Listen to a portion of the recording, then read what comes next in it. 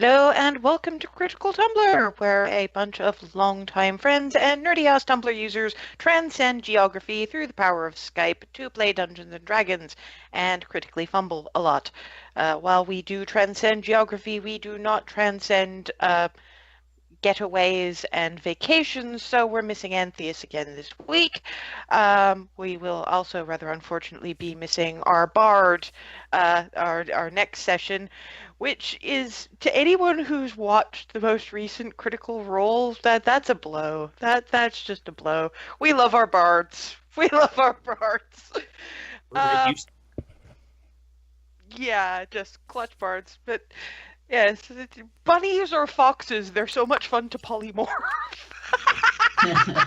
Where it used to be Cleric or Druidzilla, it is now Bardzilla. Which actually resonates a little bit better. Anyway, last session, the Cupcake Coterie, yes, this actually has more meaning than it sounds like it has, managed to obtain Palor's beacon, though not without the cost of some various bits of emotional distress on the part of multiple people. Predominantly Nora, admittedly, but sometimes apparently there are lessons that God feels that their paladins need to learn. In any case, the Nasor, the Androsphinx guardian of the beacon, decided to be nice to them and teleported them straight back to Hearthhome, which is good because they are still on something of a clock in terms of what's going on in Star Coast at the moment. Also makes up for the couple of days they had to spend camping, as two of them wound up having to sleep off resurrection weakness. So now they are heading to Goldendale, the town proper, to do some very last minute preparations before they start heading off in the general direction of the Star Coast to deal with what they're now figuring out is just the first stage of whatever absolute horror has been sort of circling Elon for quite some time now, and does now just seem to be descending en masse. However, as they head in the direction of town, Keth, who is working in the field, does happen to notice them walking past and gives a "Oi, Clarity, can I talk to you for a sec?" Sure. Yes, definitely. She approaches. Keth is usually sort of made of grumpy looking, not because he's actually grumpy, but that's just his face. Currently, it's as non-grumpy as anyone has ever seen him. Sort of going, "Okay, just wanted to catch you before you went and did whatever serious planny stuff you were doing in town. And Mom and Mama said that they didn't want to hit you with this in person, but rummages around in a pocket, pulls out a fairly crumpled, folded bit of paper and hands it to her. It's from Miranda, and what it says is, "Dear Clarity, we know that you're not always the best at intense emotional moments, likely because you're not used to them, so we decided to approach this in a slightly different way. While Keth is going to properly inherit in terms of the fields and the farming, he's not exactly what one might refer to as a caregiver, and Hazel's always going to be the one going out and bringing foundlings in. You'd said that you wanted a family of the sort that we have, that you wanted to build one like that someday. This is the foundation that we give you to do that. We will not live forever, and when we're gone, Hearthhome is yours." with all of the benefits and responsibilities that entails. Just all we ask is that you keep it going the way we have all these years. Love, Twilly and Miranda. Wow. Kath sort of grins and ruffles her hair a little bit between the horns and going, I know it's probably gonna seem weird for different species, brother and sister, to be running this place, but hey, I don't imagine you know squat about farming, so you're gonna need No. me. I might know a little bit about patching a roof, but that's about it. Wow. I am squeeing, and now hugging Clarity. Wow. Keep in mind that this wasn't out loud. You guys don't know. You just know that she's. I mean, you can probably get an idea from what Keth said, but the squee is a little bit precipitate. Anyway, off you go. You got stuff to do. Let's just say this is incentive for you to survive. Pats her on the back and nudges her back towards the rest of. Go, go, go, go, go. Sure. All right, thank you. All right, I guess we can go now. Don't worry, you got a 4-mile walk to walk it off. And goes back to what he was doing. So what was that? What was that all about? Still hugging. Still generally gibbering. So your mothers are going to leave the Hearth home to me? That's Mom and Mama for you. I'm going to take. They want me to take over after they've retired, I suppose, or. Hell, out of all of us, I'd say you're probably the most qualified.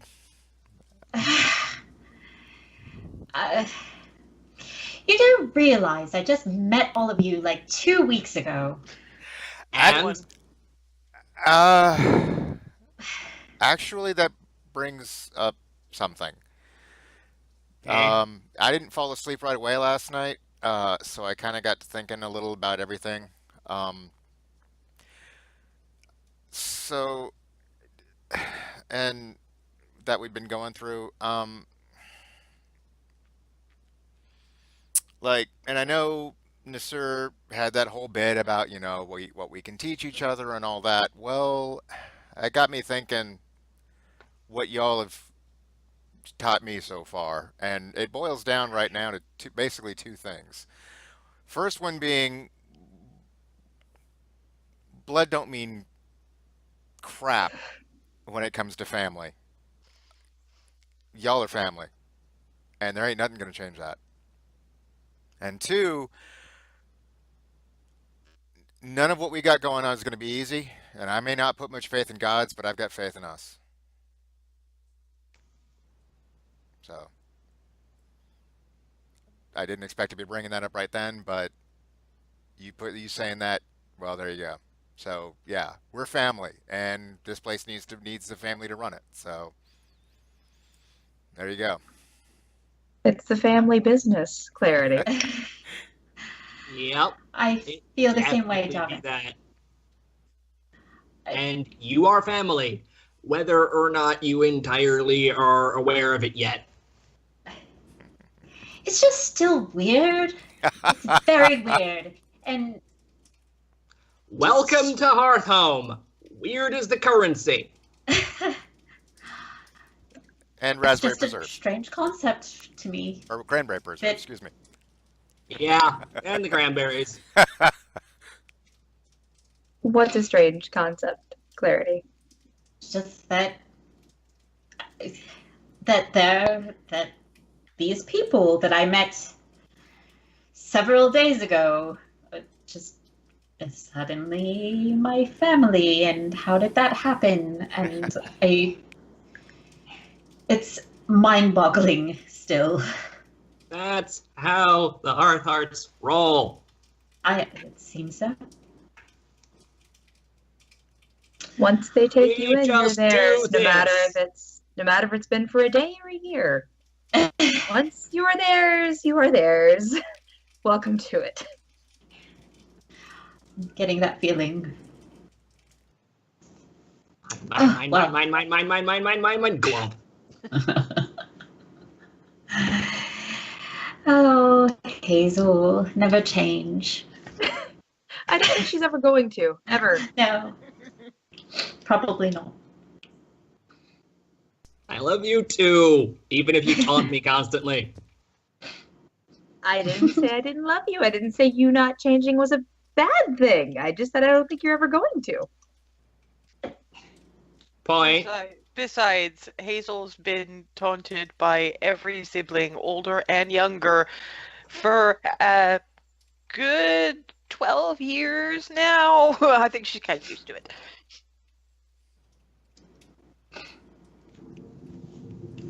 Is there anything anyone else wants to bring up on the walk into town? Flitty spent the entire time more or less perched on Hazel, mostly because, as Flitty puts it, you're the only one who understands me now. This is going to be an interesting day, just from this alone. I'm speaking in Sylvan. Well, you like interesting days. That I do. You must do. You have so many of them. Yeah, we do get a lot of those. Interesting is good. Doesn't interesting also get you kind of smushed? It does hurt on occasion, but hey, what's fun without risk? I'm sure there's risk-free fun. I'm sure I've met a lot of it. But you do you. And it just sort of curls up in the middle of her bow. Yeah. What? All right. I didn't understand a word of it, but sure, okay. We don't know what's going on. Is it anything we should worry about? Nah. Okay, good. I don't know. When Hazel laughs Just like that, I get talking a little about worried. ventures. Whenever Hazel's around, I get a little worried. Fair point. Har. I love you. You are what you are. Still who you best are. paladin. Still best doofus. I've been called worse. Oddly enough, Yeah. also by family. Yeah, I was gonna say, I'm pretty sure I heard worse from family.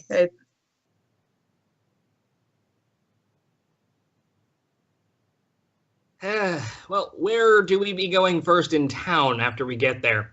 I need Or do to we go wanna swing just by go the shrine and everywhere? I need to go to the shrine and take this book back to Estan, and I think Clarity needed to go to the shrine as well. I don't know what else everybody Probably else. owe you a shrine visit too. Well, yeah, I'm not Sunshine. I gotta go home. Unless Mommy Lady gives me permission to go with you for the rest of the time. Which you might do. Interesting. You need I'm someone to fine. keep you out of trouble. Hazel, what is happening now? Oh, just because everyone going to shrine figured we owe this one the visit too, so Yeah, that yeah. Flitty needs to go home, right? I mean, it's not like Sunshine who decided to come live at Hearth home. we might get another one. Well, Should you maybe clear this with your mothers first before you keep dumping more and more and more? I vows? didn't. No, not my idea. I did not suggest anything. Dragon's words, not mine. Oh, Convenient that we only you can understand it though. Clarity is- You got Flitty sort of looking upside down at Hazel, going, "You're not explaining right again, are you?" And I just go over the entire conversation word for word. That's what I just said. That was what we were just talking about. All right. So Okay, you're then. not saying come to Hearthhome, saying come with us. We're gonna get into some. I don't. Trouble. Yeah, thank you. Yeah. I didn't. That looked like it hurt. That sounded like it hurt. How about we don't do that to ourselves? Let's just go to the shrine. Well, I was wondering if we could stop by Barreras' place first. Yeah, I could have sworn like I couldn't remember which one of us needed to speak with him, but I remembered one of Well, us then- did. We need to ask him Um, to come back so that Antheus Right. can talk. That's right. Forsyth? Forsyth? Or first, sorry. The Dragonborn! That one! The big scaly thing! Breathe ice! I hope that was at least half out of character, because It was all Don't out of character. imagine- Because yeah, I knew what character I meant, but how do word and good, but mostly referring to one of your friends as big scaly thing is probably a bad idea. that was all out of character. Because like I said, I know the difference between Antheus and Proseth. That's just word name. Yeah, You got I'm bad. wires crossed. Don't worry about it. I'm bad about the wire crossing thing. Yes. Froseth needed to talk to Barreras, so we did need to ask him to come back to Hearthhome. So we do need to see Barreras. We need to go to the shrine. I have a scabbard for Palor's Beacon, so that's off the list. You don't want to see Jenna. It, I have reasons. okay, I did not argue. Okay. Out with it. Out with it. Oh no, What? that was my. I want to ask a question, but I don't know if I want to ask a question, so I'm not going to ask why. I'll just roll with it, and we'll see what happens. Okay. But basically, you and I are on the same page. Yeah. We'll have a That's couple usually other the best way to things I'm handle thinking of Hazel. Doing, but we don't have time for those. You wait and you roll with it, and you hope it all works out okay in the end. And try to keep the hammer from hitting crockery. And anything else. That hammer has been bagged.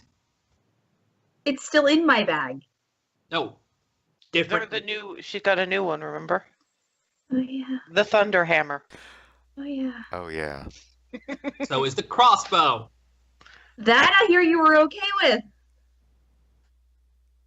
I am still perfectly fine with the hammer. I was just tired when we were swinging at blasphemous assholes. Whatever did the crockery do to you again? Nothing. That was an accident. My point. I wasn't talking about the crockery. I know you weren't. I I was was. just teasing. Enough. Ears? The word that came out of that one was ears. Yeah, that's why I just look at Hazel like,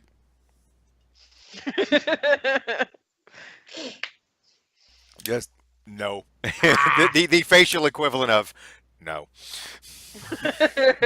Like that's going to stop her. In any case, eventually, the outskirts of town are reached. It's actually pretty quiet at the moment. I mean, there's a couple of people doing the various bits and pieces, but I think that it's probably only Darvin who's really unaware of seasonal shifts in town activity. We're getting on to harvest time. There's not going to be a lot of people in town until sun starts going down, and then they're mostly going to be heading for the pub. So, as far as Darvin can see, it's awfully quiet. The rest of you, it's a typical work day in harvest season. Not a whole lot of people around. That's normal. Yeah. Okay. It Getting to be harvest time. it's harvest time, fancy pants. Oh, You are so clueless. No, he's a noble. Now, granted, sometimes they're synonymous. There's a lot of crossover there. You're not wrong. There's No, a not lot of crossover there. Yeah.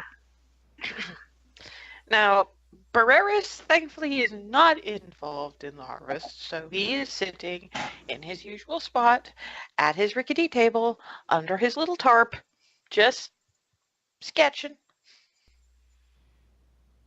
Um, I'm knock knock. Hello. Looks up. Ah, you look like you've had a bit of an adventure. You could say that. It's lots happened in the past few days, but that's neither here nor there. The last time we spoke, there was a commission that I was hoping to get done by you. I would like a portrait of my brother. I think we can do that. Business tends towards the slow this time of year. Okay, excellent. How much would I owe you for that? Depends on size and complexity, but I'd probably say about 2 gold if you want something that's going to hang on a wall. Yes. 2 gold sounds perfectly reasonable. Payment on delivery. All right. Excellent. And looks over at Darvin. You never asked. fair. You're right. That was on me.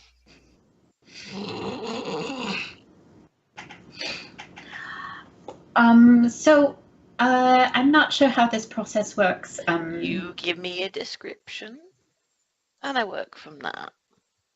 All right. Well, last I saw him, he was about 18. He has dark hair, short, narrow eyes. They're brown. He has a bit of mischief in his smile. Not sure what else to say beyond that. Olive skin. He asks a few more questions about the shape of the face, and you go through that kind of thing. Then looks over at Darvin and says, "See, I like this one. The mischief in the eyes thing. That's the kind of thing that makes my job a little easier. Why I don't feel so bad about having charged you what I did." It was still fair. Is anybody going to bring up the house call before he starts in on drawing? What? Before you start the things,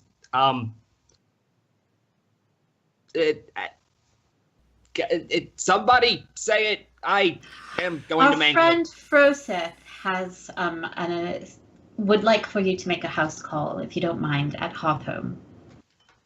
I did say that I'd manage something like that last time a Hearth came through here. I think I can do that. Excellent. Thank you very much.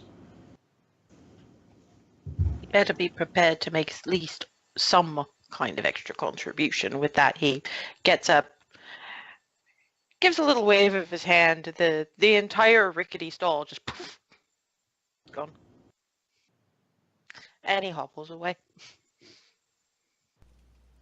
Clarity takes notes. That was neat. I have things I need to ask Joy. Why, Jaloy? Why? Well, Why Joy Jaloy? and Clarity, I'm probably going to be translating a lot. I want to know just how much magical, weird goes off on a regular basis. Well, probably more now that the whole proclamation thing. Yeah. I mean, it's people don't have to safer hide as for much them anymore. to- Yeah. That answers one of my questions. Next place. Do we want to go to Jenna next or the shrine next? The shrine's probably I going to just- take longest. Yeah, this is probably going to be up to Hazel. I guess it depends on what Hazel actually needs. Which of is Jenna. why I'm asking, because I don't know what's going on at all. Ever. Right now. Well, let's head off to Jenna's then. It's closer, Huh? isn't it? Ish. It's Jenna's is actually kind of on the way. Okay. It's more sort of the end of town because where you've got a forge going, you've obviously got a fair bit of smoke, so they want to be sort of on town outskirts. And the shrine is sort of towards the back, but it's still more towards the entrance to town. If somebody just wants to, stop in to say a quick prayer on their way to someplace else. Onwards, then. And I am grabbing Clarity and Nora by the hand and just starting a run. All right. Okay. Keep up, Darvin. At least they're not. At least you're not skipping. A bard complaining about skipping, there's something wrong with this. I wasn't expecting to have to do a hustle this fast. As you barge, slightly breathless, probably in the case of Darwin, given the last time he had to have a run of any description whatsoever, Was oddly enough chasing after Hazel. Jenna is found in a rare moment where she's not actually banging on something metal. What she is doing is apparently in the design phase of something. So just sitting at one of the workbenches. It's either the design phase or she's running the books for the month, but a little difficult to tell because it's just her hunched over bits of parchment, looks up, gives this sigh of relief as she shuts the book. I hate paperwork. Hello, you lot. Oh, Hello. Hello. Hey-o. So, what can I do for you? ask that one. Yeah, Hazel. You're the one that. I actually have questions about armor. What would it take to have a suit of plate made? Huh? Why did? What? What? Hazel, I think she needs more than that, and I think No, I'd like actually, to know as Nora's saying that, Jenna just sort of reaches forward, grabs Hazel by the front of the shirt, and yanks her into the center of the room. Stand there. Arms out. And actually just Stock sort of lifts still. her arms out. And you Total compliance. Scarecrow like, and she's just walking around her. And... All right.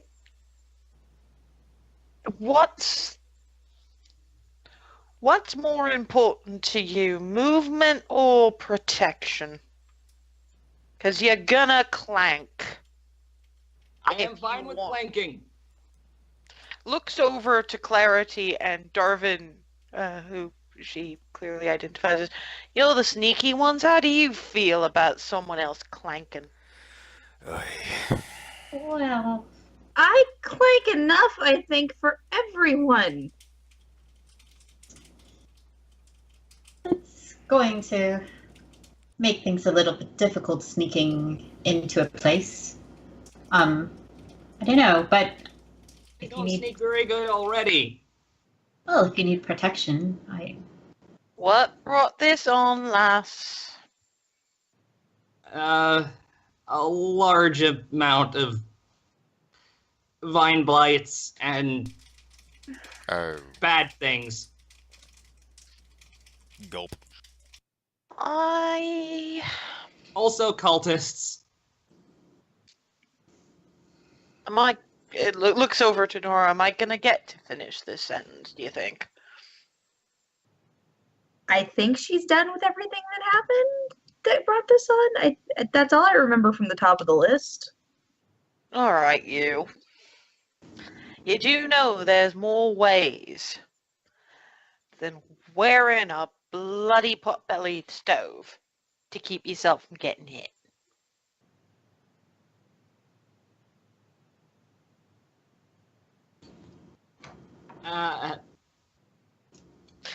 Grabs Hazel by the back of the shirt, actually lifts her off her feet, and then sort of tucks her under her arm like a football. I hope you guys wanted to go to your bloody shrine, because that's where we're going now. Stomp, stomp, stomp out the door. It was on the list.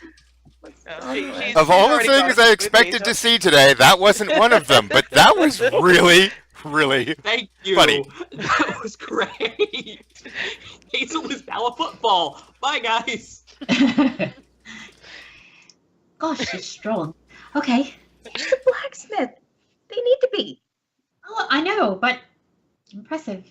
Strong and fireproof. Too stunned to react other than the initial meep after getting grabbed and pulled away. Eventually, I'm actually quiet. I'm assuming you guys sort of hustle a bit to catch up, because it's ground-eating stride here. It only takes a couple of minutes. She sets Hazel down, punk, on the doorstep.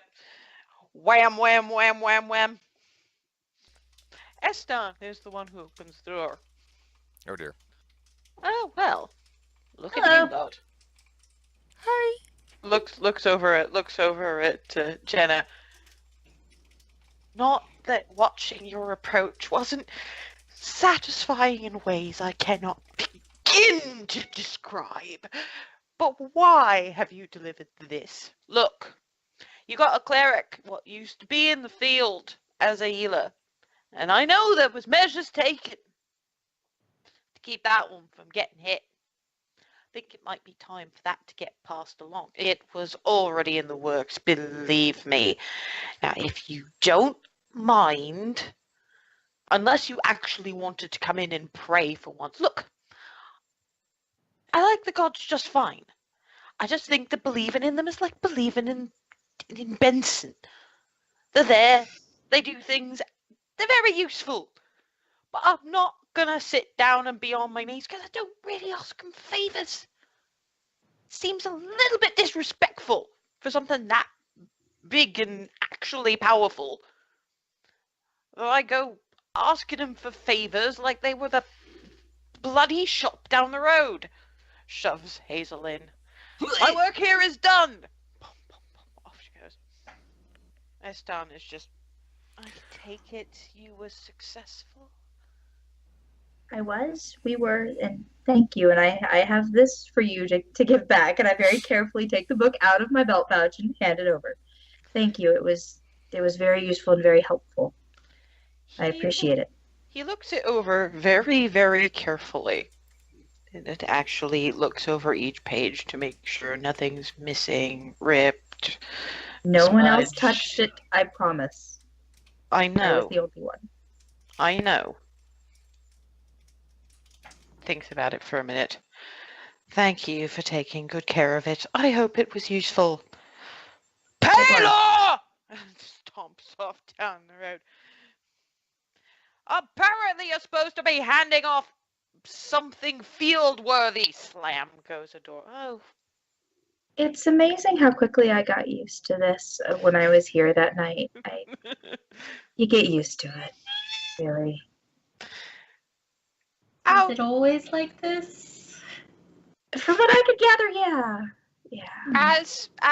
As Eston makes his exit, because of course Clarity doesn't actually know who that was beyond being able to guess from the book being given back.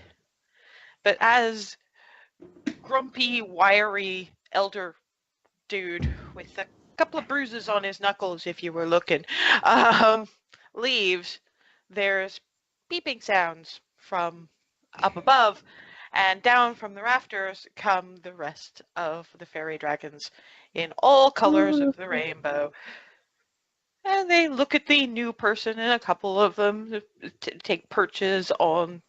They're speaking in Draconic. That seems to be their go-to language, but Hazel hears Flitty go, "Hey, guess what? This one remembers Sylvan now!" And at Hi, this point, guys. they all swap to Sylvan. Hello! Hello! Hello! Who's this? And Flitty's going, "This is Sneaky Lady. She's real nice." This is Clarity. At which point, more of them flock to Shoulders, Horns. One lands on the tail, and the Hazel can hear, "This one's got tail like me!" She also likes cute things like you. Yeah, they're just surrounded by fairy dragons. And a small voice going, "I'll be out in a minute. Did anyone want any tea?" I'll have some. Please. Yes, please. If anyone wants to explain to the newcomer what's going on, because most of what Clarity sees is a smallish, not unhomey room with little plaques on the walls. One of them is recognizable because it's the symbol that Nora wears on the breastplate of her armor, and Nora and Hazel both wear as a pendant, the sun symbol, which probably represents Palor. But there's a lot of other ones. This is a multi-faith shrine. There, so that everyone can come and worship the god of of their choosing, of their faith. The grumpy guy was a Stan. He is cleric of the god of death. Death's not a bad thing, despite a Stan being grumpy. That's just a Stan. Like I said, you get used to it. It's not a big deal. You get used to it. That was Lyra. She's the cleric for Palor. She's blind. I think it was an accident, she said, when she was younger. And these are all hers. These dragons. She does for fairy dragons what Twilly and Miranda do for lost children. Fairy dragons apparently are often purchased by nobles who then, when they get too troublesome, turn them loose. And they are meant for that after they've been domesticated and have nowhere else to go. So Lyra takes them in. And you get this. A door to which Hazel and Nora will know leads in from the kitchen opens, and out steps a halfling, very bright red hair, a bandage of sorts over the eyes. You can see at the edges the acid burn stains.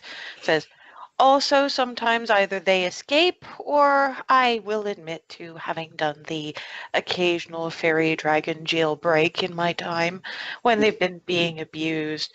I mean, fairy dragons aren't really domesticated. They're sentient. They just like people. Most people." Poor choice of words on my part, but they aren't meant for being in the wild on their own after they've been. Well, they're usually not overly meant to be in the wild on their own anyway. That's kind of why they like grouping together this way. Hello. I can't blame them. Hello. Turns in Clarity's direction. Thinks about it for a minute and says, "I am not going to judge you, by the way.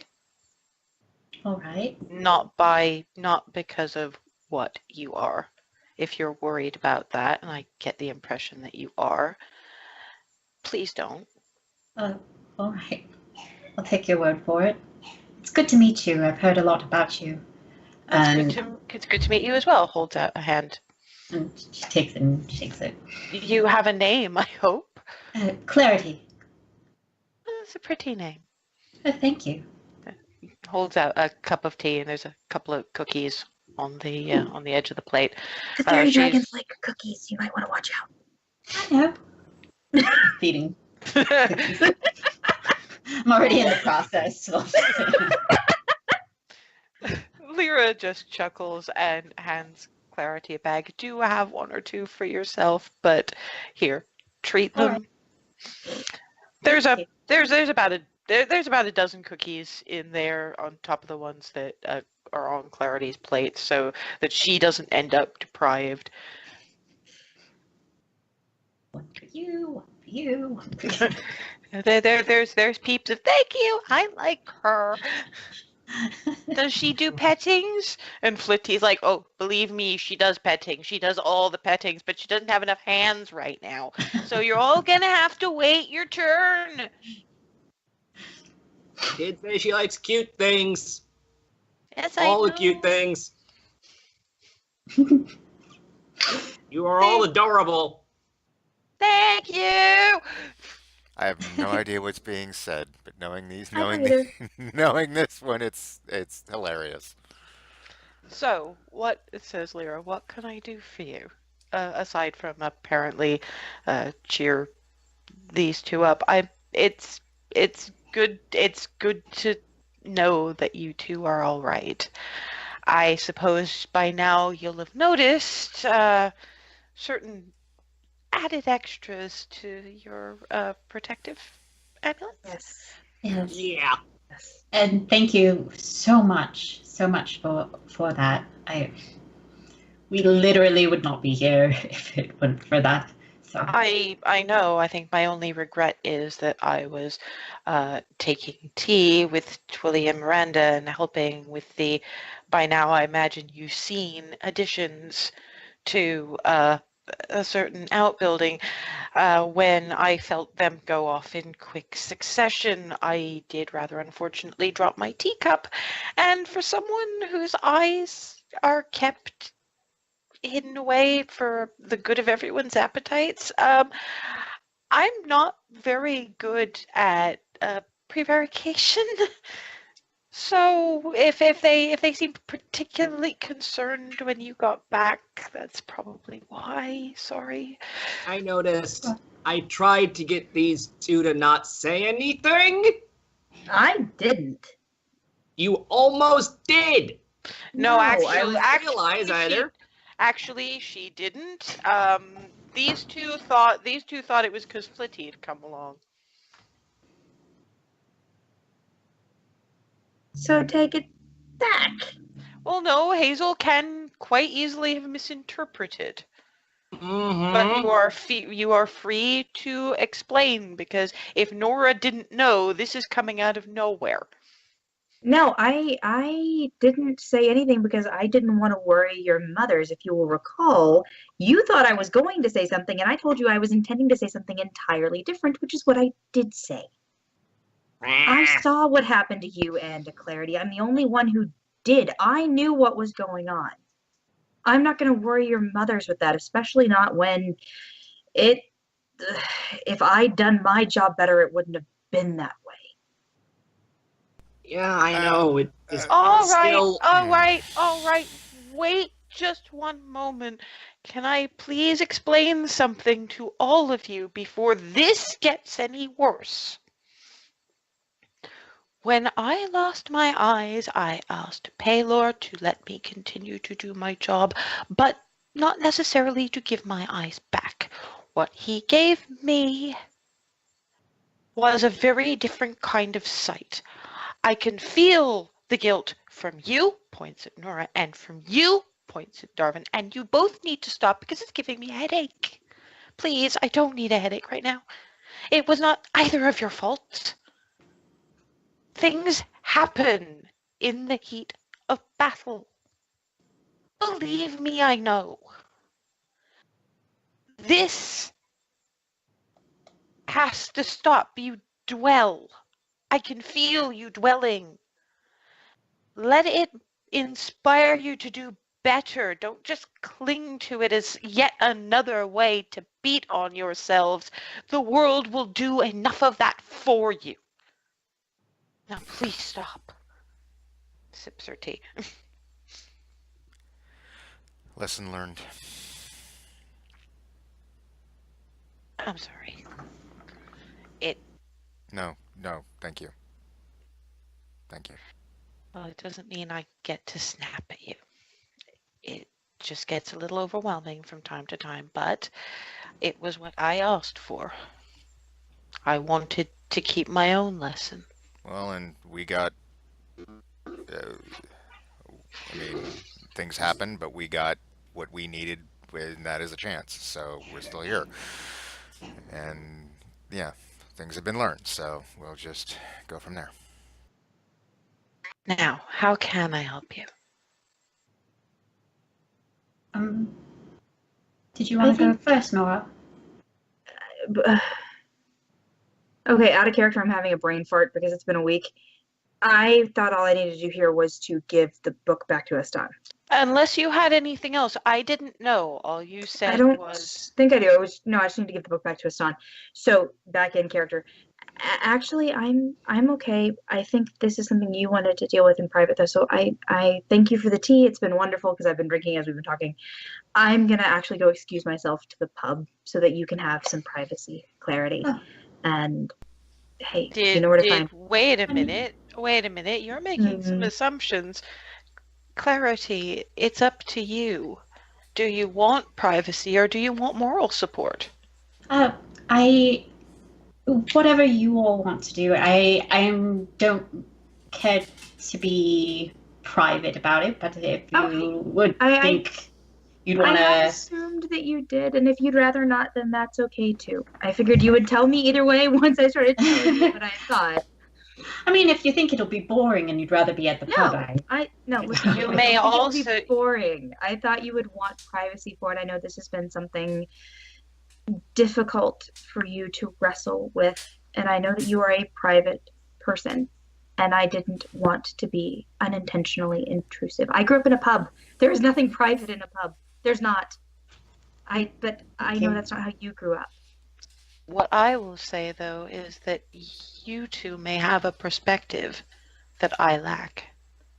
Sometimes it's best in times of mental and emotional turmoil, particularly ones this deep, if you have people who've approached it from a different angle than someone who's been doing it for as long as I have. Whatever it is, but I'm assuming since it's something that needs to be addressed at a shrine, that it's something faith-oriented. So we have the one who is probably more devoted in heart and soul than necessarily in the letter and the deed. Someone who is someone who is starting far more than you were when you first arrived to see what standing for your God truly means.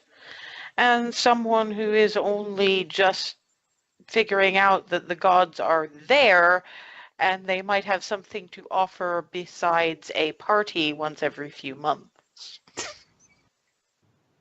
Gives him a little smile, stands up way Knock on my tiptoe. shoulder into Darvin's a little bit. It's a series of perspectives that it And might be inaccurates. good to have. Although one thing I will ask before we get started into this, your dragonborn friend, Froseth, I know he's still, but is he all right? Yes. Mm-hmm. Just making sure, because I imagine that my darlings would have loved to see him, but He needed a moment to recenter. There were some things he There you go. went through as well. It was definitely an enlightening experience for all of us. now, clarity. How can I help you? Well, so the thing is that, well, with the revivification, it's a difficult word, with coming back, find myself sort of struggling to come to grips with it and wrap my mind around it. And I don't want to seem ungrateful, because I am so grateful to still be alive. or alive again, however that works. But, well, I know what I feel about the whole thing about a god taking some sort of interest in me, and it feels wrong, and I'm not sure how to deal with that, and I'm not sure if it's, I don't know, it's how I feels sacrilegious, and I'm not a very religious person, but I'm family with quite a few religious people now, so I've just wanted to air out my mind a little with someone who deals with a lot of godly things. Well, I'll start with explaining it as much as I can.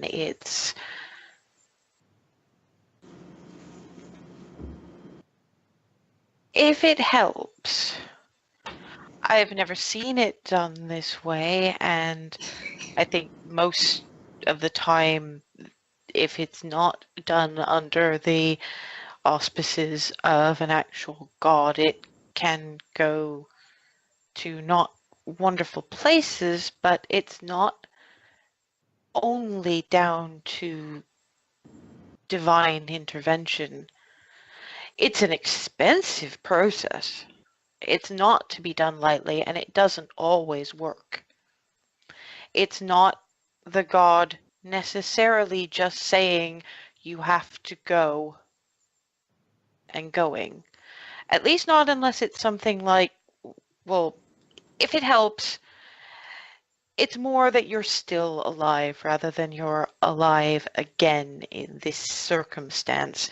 Is what I cast on those amulets is what is known as a death ward.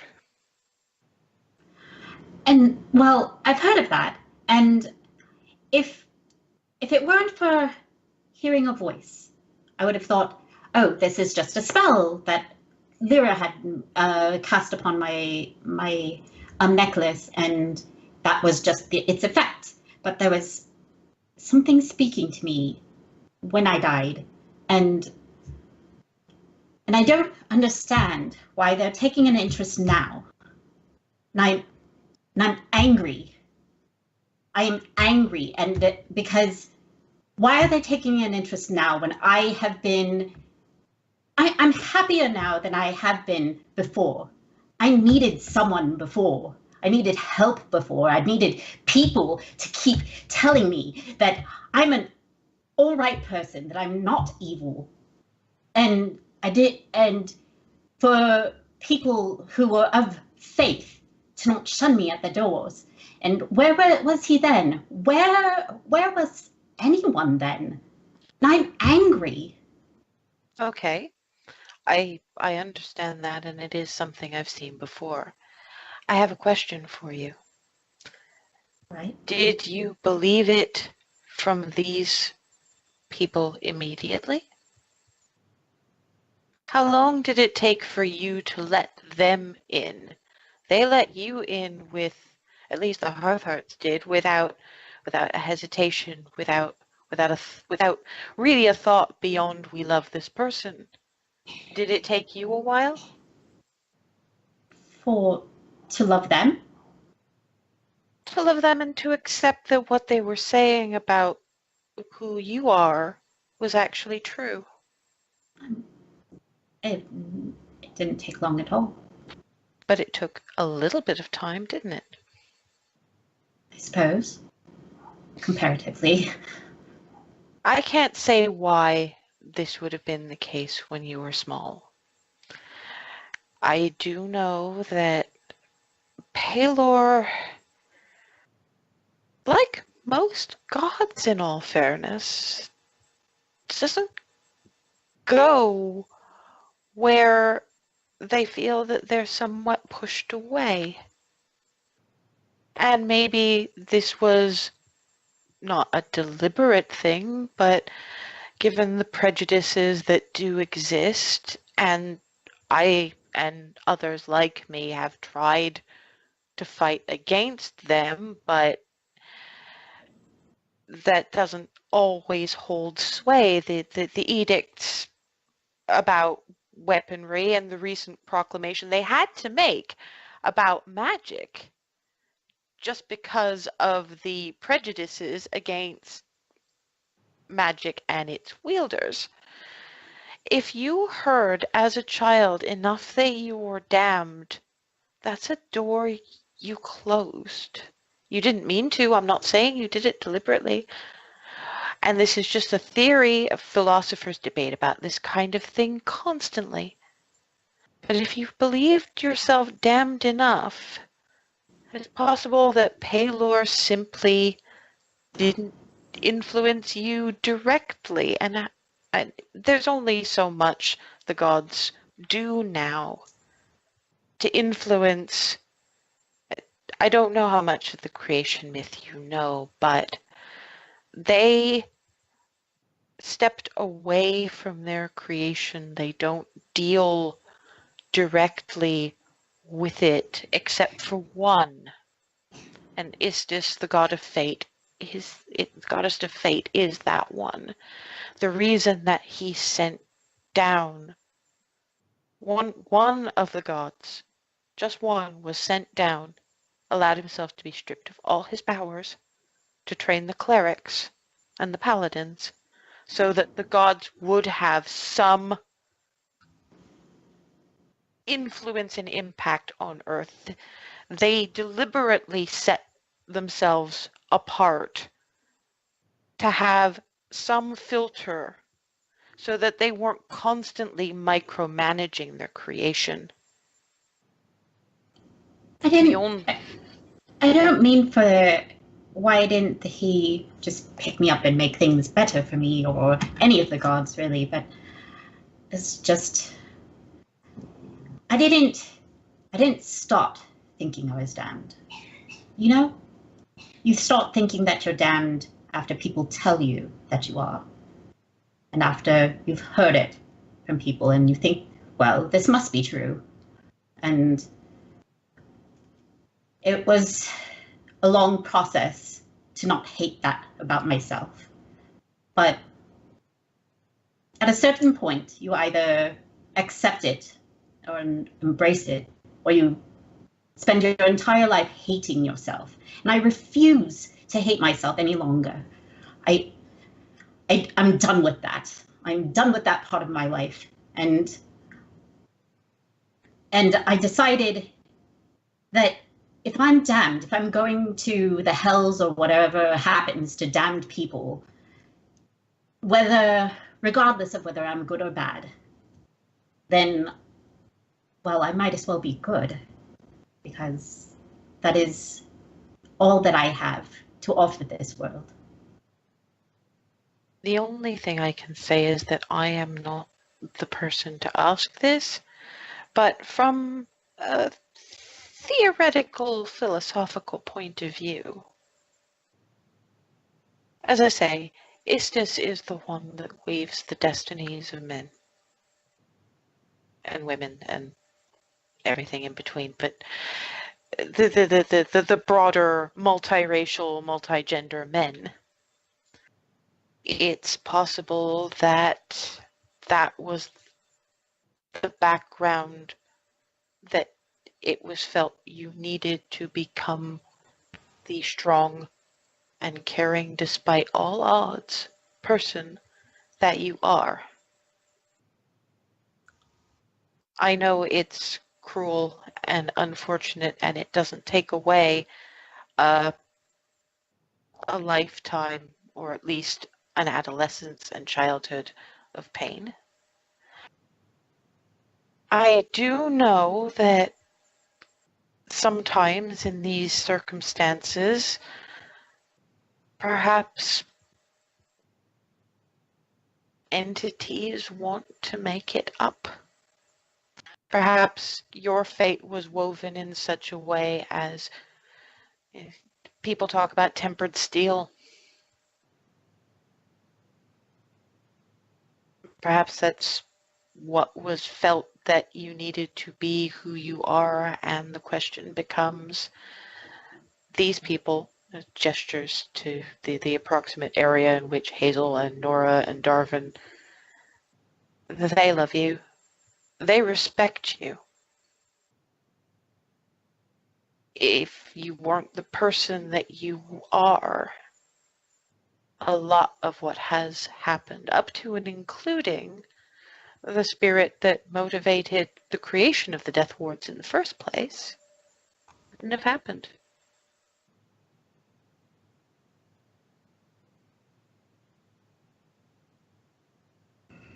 Well,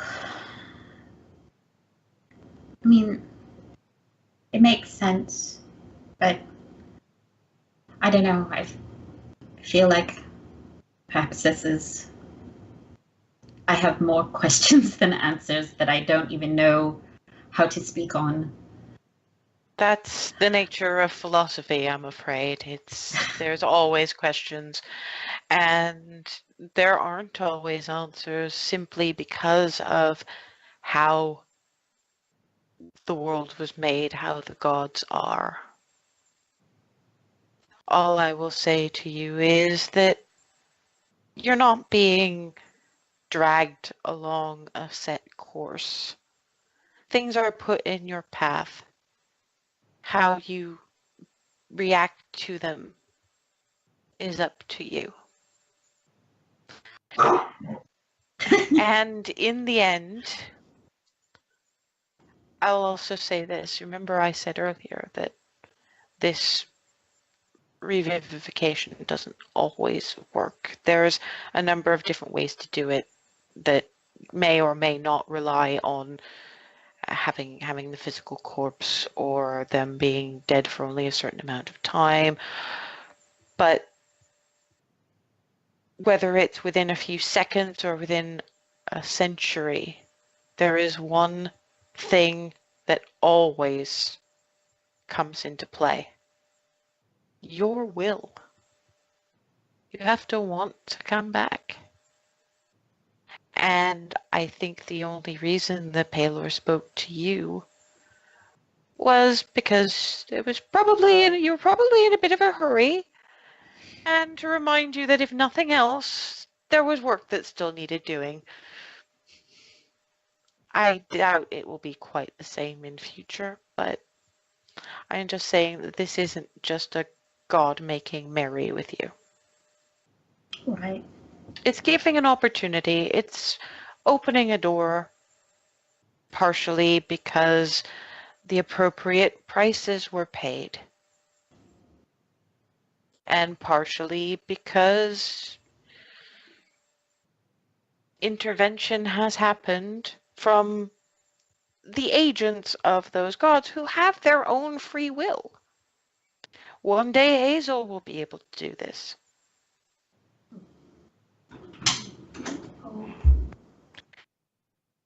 Will it be less or more or equally strange if it's coming from her? I don't know.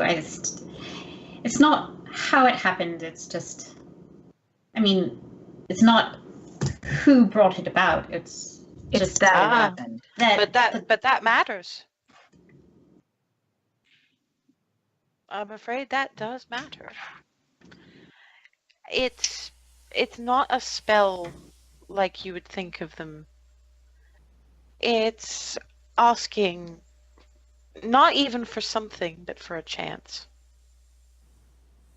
And it's done out of love. Not duty or responsibility. It's done out of love. It is, please bring this person back to me. I had to channel a little bit from people who had actually met you, but that's still the intent. That does matter. Without that intent, without being able to get the essential soul back again, you're just raising a corpse.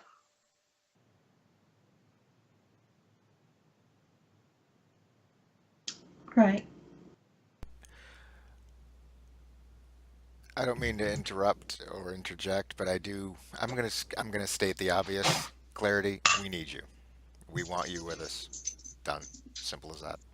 The better way to say that is we love you, but you know, But there is a difference between simply loving someone and not being ready to have their lives not include them yet. I think fair that's what point. he meant by need. Thank you. Fair Yes, point. that is. Thank you. You're a bard. Please be better with words. Thank you. I'm I've been better when I have saying time to that sit for down a and write. week. I've been telling him that for a week. He gets ramblier than I do.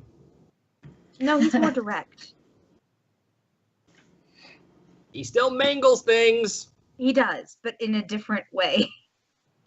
I think you both have a tendency to run on in the wrong places and miss out on fairly key bits of information. On the other hand, I think that some of it might have something to do with the fact that they don't necessarily get a chance to correct their mistakes because somebody interjects and does it for them. Gives a tiny smile in Nora's direction.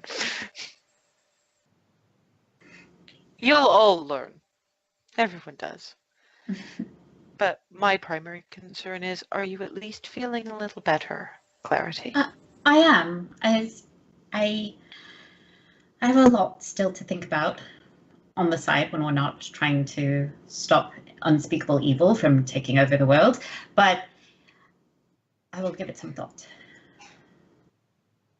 And Darwin, I know that you all love me and that you do need me, and though it's not something that needs to be reiterated quite so often, it is very, very much appreciated, and I love you all too. I get the impression that the main reason it's being reiterated so often is because no one among you knows if it's the last chance you'll ever get to say it. Yeah. So don't be too hard on them. I'm not. You're with the Hearths now. You're going to have to get used to a tiny amount of teasing. A little bit. Tiny. Tiny. Hazel. I know. Actually takes a cookie and, surprisingly unerringly for someone who is blind, stuffs it in Hazel's mouth. So just follow the sound.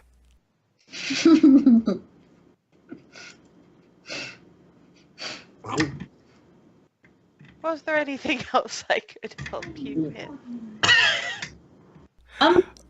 Actually. Oh, sorry. Go ahead. Oh, well, I had a thought a few days ago. Would you be able to scry on someone for me? Is that something that you can do? It's not something that I can do without help. I Right. know where you got the idea, but what I think was probably not mentioned for the sake of brevity was that it was actually as much the cleric of Istis as it was me. The reason that I was needed and that Nora was needed was because it was something that in this case was specific to Nora with me as a conduit. It's the clerics of Istis that scry, generally speaking. Ellery, I'm sure would be happy to help. Ellery. All right. She's not in today, I'm afraid. She is out seeing some people in the countryside. She'll be back in a few days. I'm not in a terrible rush, so thank you.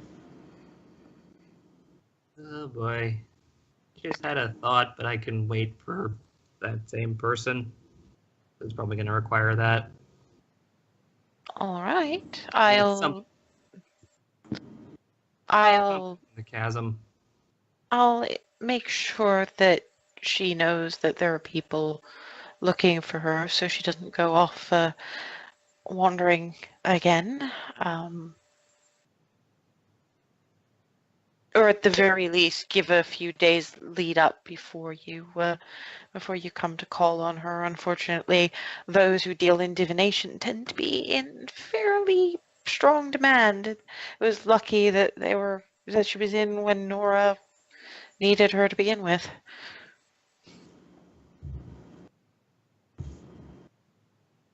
Darwin, you had something, I think. Um, well, there was a question about Flitty, I thought. Oh, wait. At which Let's point, save... Flitty sort of lands and starts in Draconic at this point, and a certain amount of brow furrowing.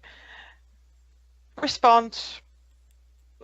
Conversation happens, but clearly Hazel's been locked out of this one. She sighs, lifts up to put Flitty on Nora's shoulder. I'll be back in a moment. Walks out.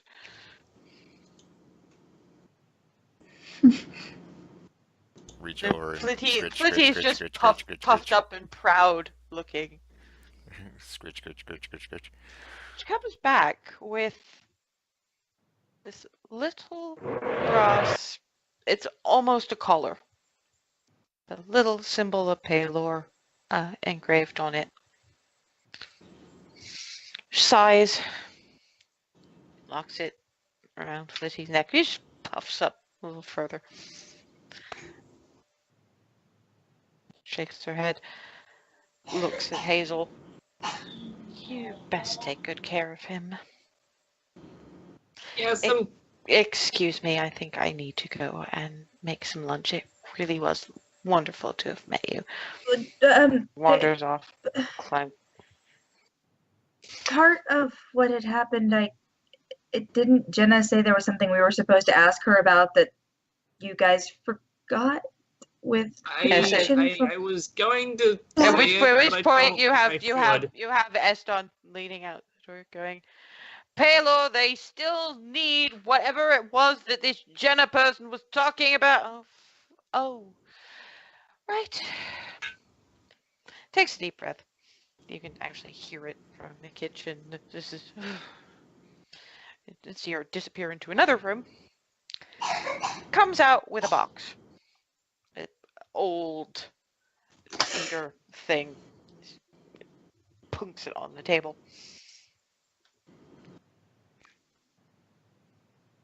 I think it'll probably be able to shift to fit you.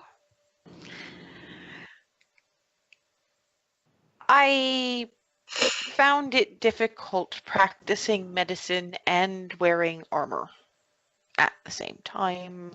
It was movement restricting and problematic on a number of levels, but particularly after the incident with my eyes, and they realized that the other mercenaries and the proper troops we were fighting with were not necessarily going to bother to keep the med points from being flanked.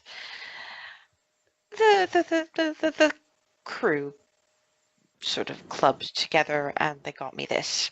Opens the box. In it it's a cloak, black, heavy. There's these almost sashes that hang down in the front with these sort of spiky pads on the ends of them. This is a cloak of displacement.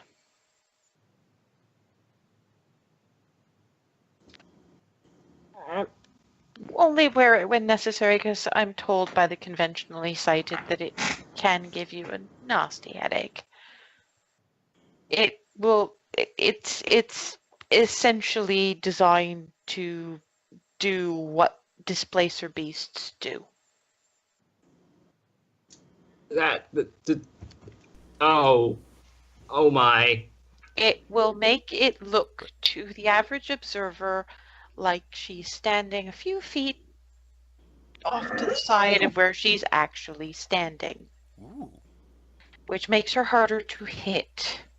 If she takes damage from something else, like, I don't know, one of those ranged all-encompassing force spells like Thunder Wave or anything like that, it will, for a little while, it'll stop working. The impact disrupts. The same as an actual displacer beast. But when it's actually active, it'll make her harder to hit, which is better for a medic than plate armor, which now I understand why sense of steaming Jenna was. Yes, anyway.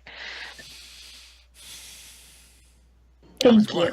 I was wondering why we nearly ended up with cleric in a can. Thank you. And I'm hugging Lyra. I am hugging Lyra and just squeaking.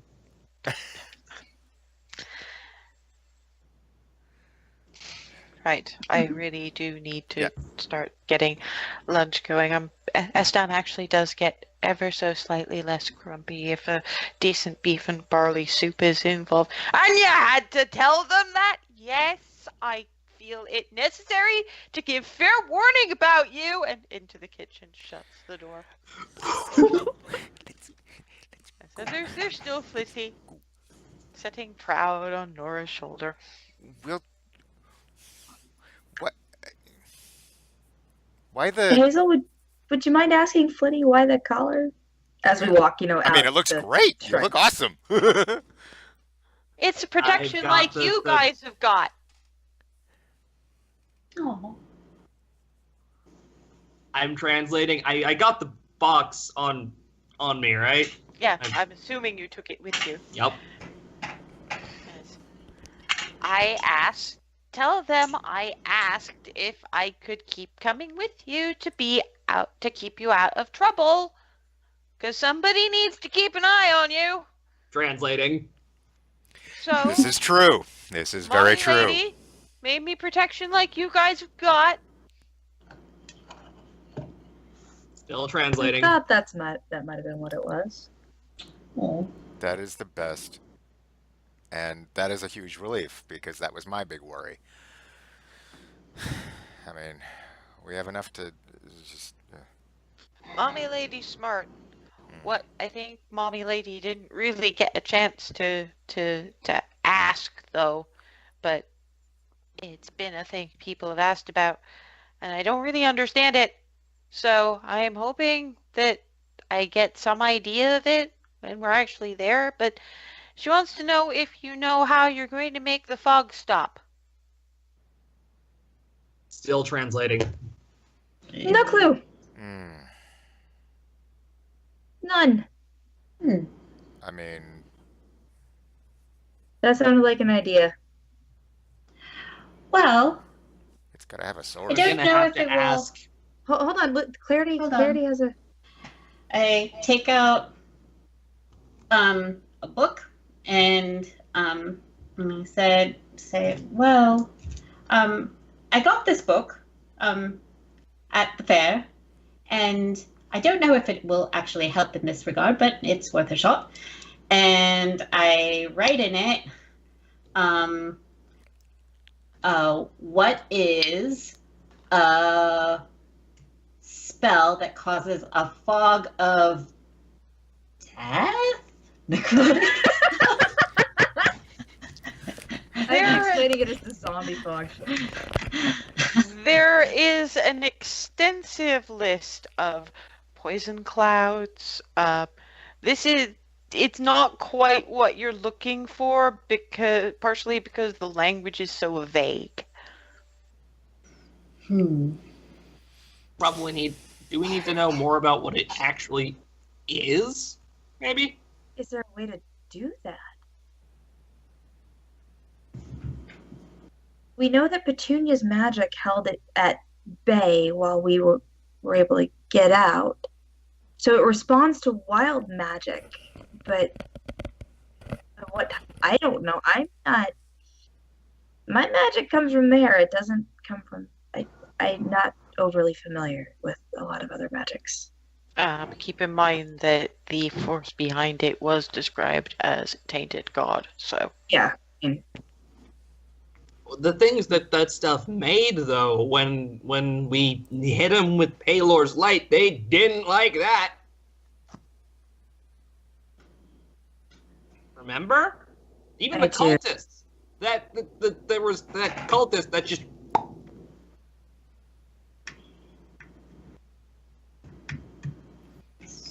I mean, my thought was we find the source and But how do we get the source to find it is the problem, and I'm having thoughts that I don't even know make sense right now that might even take us on a wrong path, so I don't want to say anything yet. But well, it's better than what we've got right now, which is nothing. Mm-hmm. Well, keep in mind that currently, if Lyra is prepping for lunch, that means it is approximately lunch time, and we are coming on to the halfway mark. So if you guys want to take a 5-minute break, gather your thoughts. I have an idea. Let's go to the bar and see if there's lunch. Since I it's think about that that's a time. And we can sit down and try to figure something out. yeah. Because if we do need anything else in town, there's no sense in us leaving right yet. So let's go, let's sit, have some lunch, we'll talk, and see where we go from there. Yar. Okay. Alright. We'll call that the halfway point, and deal with whatever Benson has as lunchtime specials when we return from 5-minute break.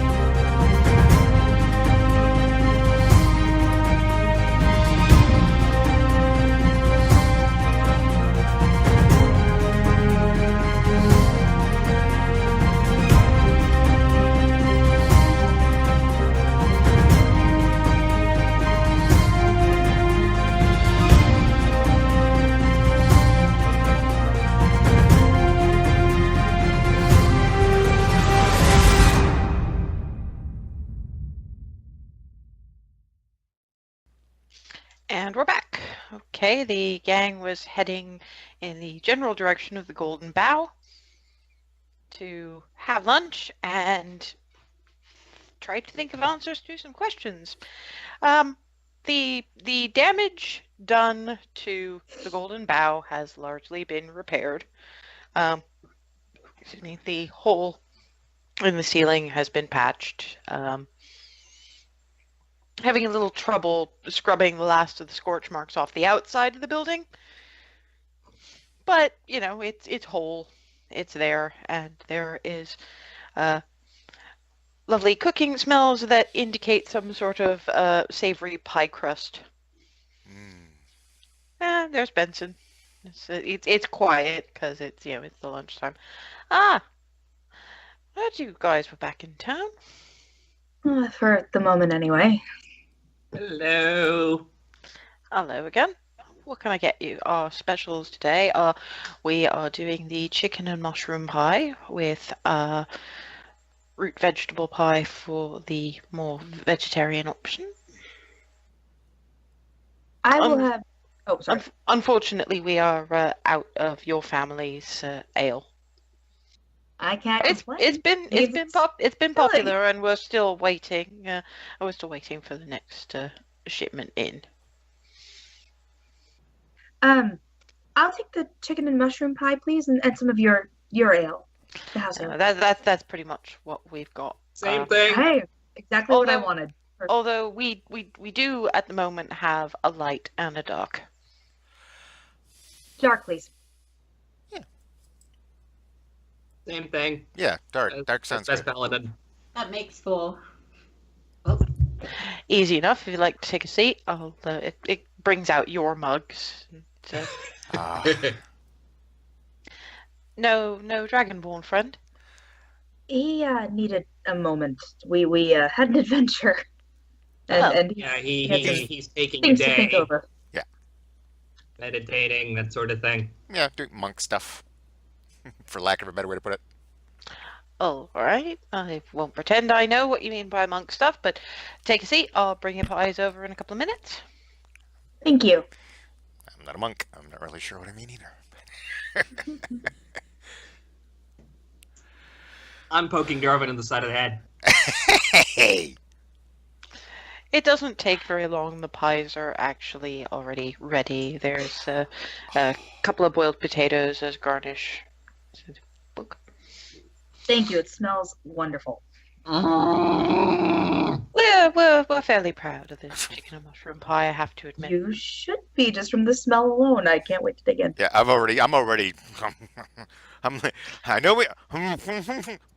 I'm having a moment. Sorry, I know we have From things the to talk smell about. alone. Yeah, it's really good. So sorry. Dessert is more pie, this time pumpkin, by the way. Ooh.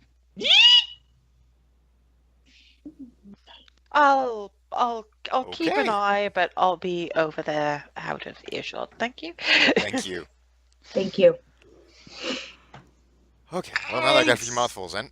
Sorry. I was hungrier than I thought. Yes, about half of Darwin's pie is gone before Benson even gets back behind the bar. He does come back with a second pie. Bless you. I'd like you to actually taste the thing and walk off.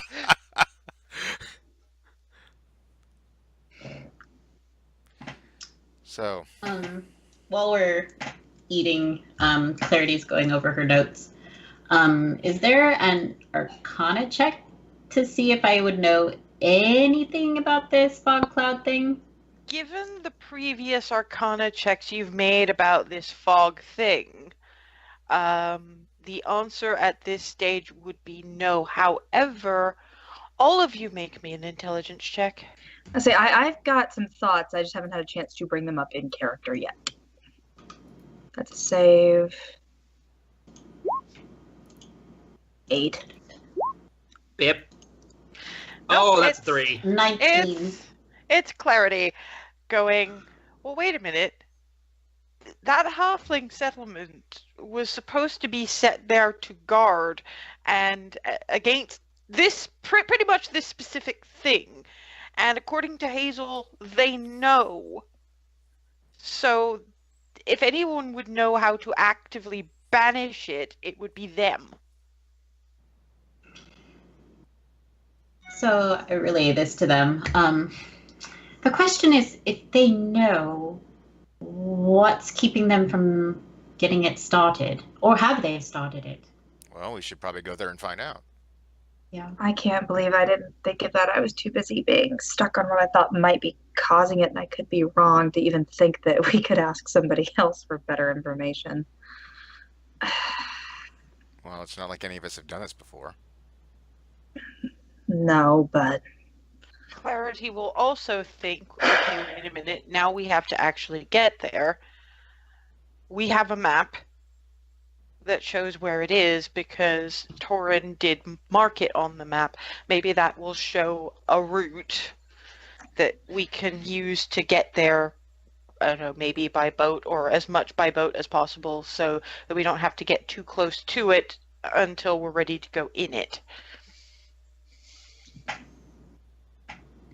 are we still talking the settlement, or are we talking about Star Coast? Because We're if we're talking talking about settlement, we're I talking figured about we could ask Miranda for directions. Would Yeah, she not remember the way home? She might do, but all I'm saying is Clarity will have thought you've got a map somewhere in your bags. So, well, let's take a look at the map. Let's see what. Get it up, pull it out, Yeah. roll it on the table. Oh, that's right. So Okay, well- Nora had it. 'Cause I was going to start looking at my stuff for it. So there's where I we somehow ended are. up with most of the. Yeah, as you're Yourself? looking at the map, Things. you'll see the river that you came up to Hearth Home on. Properly looking at a map instead of just going by what you can actively see, because obviously when you're on your way in, you're on foot, and on your way out, you were more focused on getting out. The river actually branches off about 4 or 5 miles out from Star Coast. The main one main part of it goes directly to Star Coast. There's a branch off, which seems to be, from the looks of it, that would be the route that someone would take going directly to Belarus. It's heading off to the east. There's a smaller thread of river that, as far as anyone can tell from looking at that map, either goes very near or into the Halfling settlement before it reaches the sea. Hmm.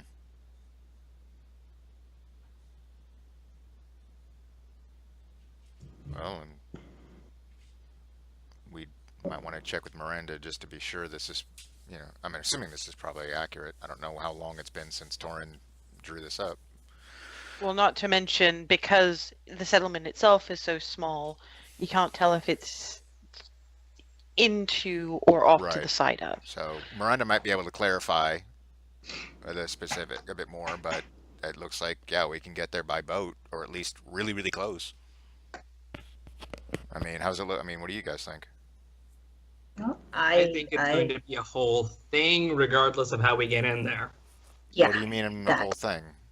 Well, I mean, aside from just making the trip and whatnot, yeah. The thing Miss Sword let me see, they look. Insular is an understatement. Well, and Miranda told us as much. And they're ready to go. They're geared for full war. So they're gonna be on edge. antsy. Right. Well, and I'm sure the last name Hearth won't open any doors. In fact, quite possibly the opposite. Hazel will remember at least one person was advocating. Actually, make me a retroactive perception check, Hazel. Okay. Perception. That is an 8.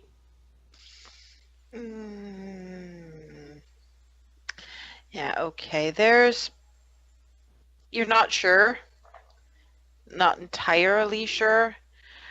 But the guy talking to the one that looked like an older version of Miranda may have also shared some resemblances. Maybe. So it might be another member of the family. And then again, given how officious the woman that was saying she's dead to me looked, it's entirely possible that the only person who would argue with her to that extent would be family. Well, okay. They're probably really on edge. There was one person, probably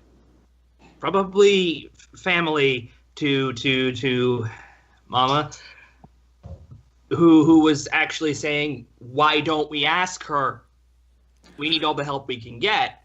And whoever was in charge was just all rawr, rawr, rawr, dead to me, rawr, rawr, rawr. Do you remember what this one person looked like? A lot like Mama. Except guy. No, Nora's asking about the officious person. No, I was asking about the person who was. Okay. So it's actually more a bit like Mama, but a guy. Yeah, that's exactly what he said. We're good. No, said a Together. lot. They said a lot like Hmm. Mama. Mm. There is a big difference between a lot and a bit. I'm just saying. This is fair. Because with an Something eight like- with an 8 perception basically- roll, not sure. Something like Mama, just a guy. Okay. So it does. So it sounds like Start. they're not exactly fully united on their course of action. Which, okay, that's fine. But either way, we might be able to at least find somebody willing to talk to us. And right at this point, I think Generate that's the people only. to leverage. Yeah, that's the only. But Oh, thanks. do we know of anyone else? I mean, wouldn't the only other place to go be Belarus? In theory, just because Nah. it's on the way, sort of. No, it's not No, on the way. no, it's not. Actually, it's in the next country, close-ish, but in the next country. Okay. So, if we want to find out more about how to actually deal with what's going on and hopefully, get rid of it or eradicate it or deal with it in some fashion other than just getting in and getting people out, which is what our main goal was. I We think have we'll to go need talk to people for being stupid.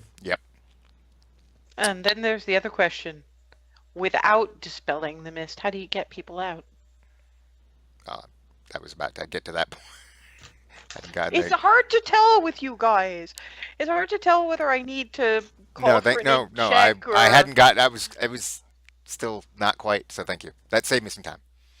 And then yeah, no. Without, do we get people out and then get rid of it, or do we get rid of it and If then we get people can't out? get rid of it, we or- can't get people out. Yeah. Well, That's what I'm talking. Yeah. So when you're, I mean, it's not even a question. If we can't stop it, we can't get that. We can, I think, safely go in. That was the point of our necklaces. But getting Right. anybody else out anywhere, it's not going to happen. We have to figure out a way to stop it before we can do that. Nora, intelligence check from you, because that information I sent you about Palor's beacon, the beacon would have told Nora about what it can do, what she can do. So, int check. Oh crap! Where's my? There it is. 11. Not bad. This is not a huge leap. It's a matter of remembering, and you might have to go and investigate because you can't. Okay, that's why, really because I hadn't remember. looked up at what that did. Okay. Let me, before we do anything else, Mhm. I will read out what this actually does, because I said I can read it. I'm looking at it right now. If you'd rather, I no, read it out. it's fine. It saves you from too much explanation when it comes to Yeah, I hadn't looked at what that had done yet. So yeah, for the edification of all involved. Palor's Beacon is much like Darvin's Rapier in that it's a +1, does 1d6 radiant damage, but the other thing that it does is once per day it can cast Magic Circle. You create a 10-foot radius, 20-foot tall cylinder of magical energy centered on a point on the ground that you can see within range. Glowing runes appear wherever the cylinder intersects with the floor or other surface. Choose one or more of the following types of creatures: celestials, elementals, fae, fiends, or undead. The circle affects a creature of the chosen type in the following ways. It's basically things cannot attack. But it's entirely possible that the protection of a magic circle is similar, if not the same as, the protection you guys are wearing. And if, you can't remember on that roll, but if the piecemeal is close enough to the edge of that circle, you might be able to form a bridge.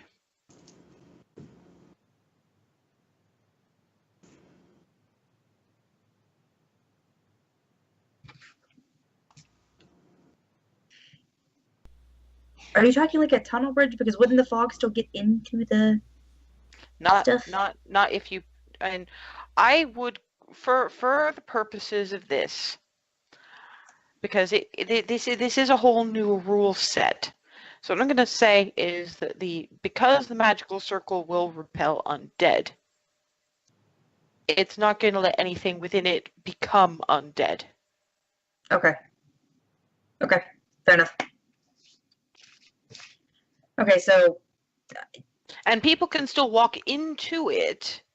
okay, I thought it sounded like it was gonna be an impenetrable No, kind no, of no. thing. Well, that's the thing. You cast it on the ground, Right. and people can still fire out, and people can step in Got it. if they need to. Because if you've got everybody on the field and you say everyone cluster up, point the sword at where you want it to go, Mhm. people will still need to use their movement to move in. So it wouldn't make any sense for it to be an impenetrable bubble. Okay. This is going to be a thing, and things can theoretically still attack you. It's just really, really hard. Got it.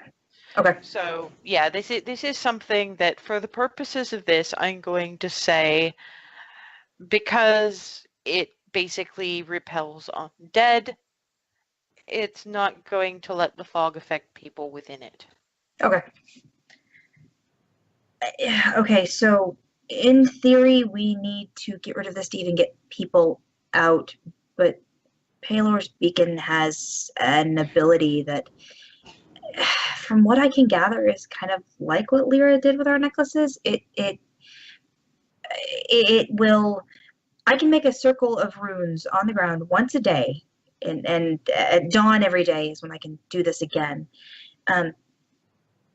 I can make a circle on the ground that will keep a certain type of bad guy out.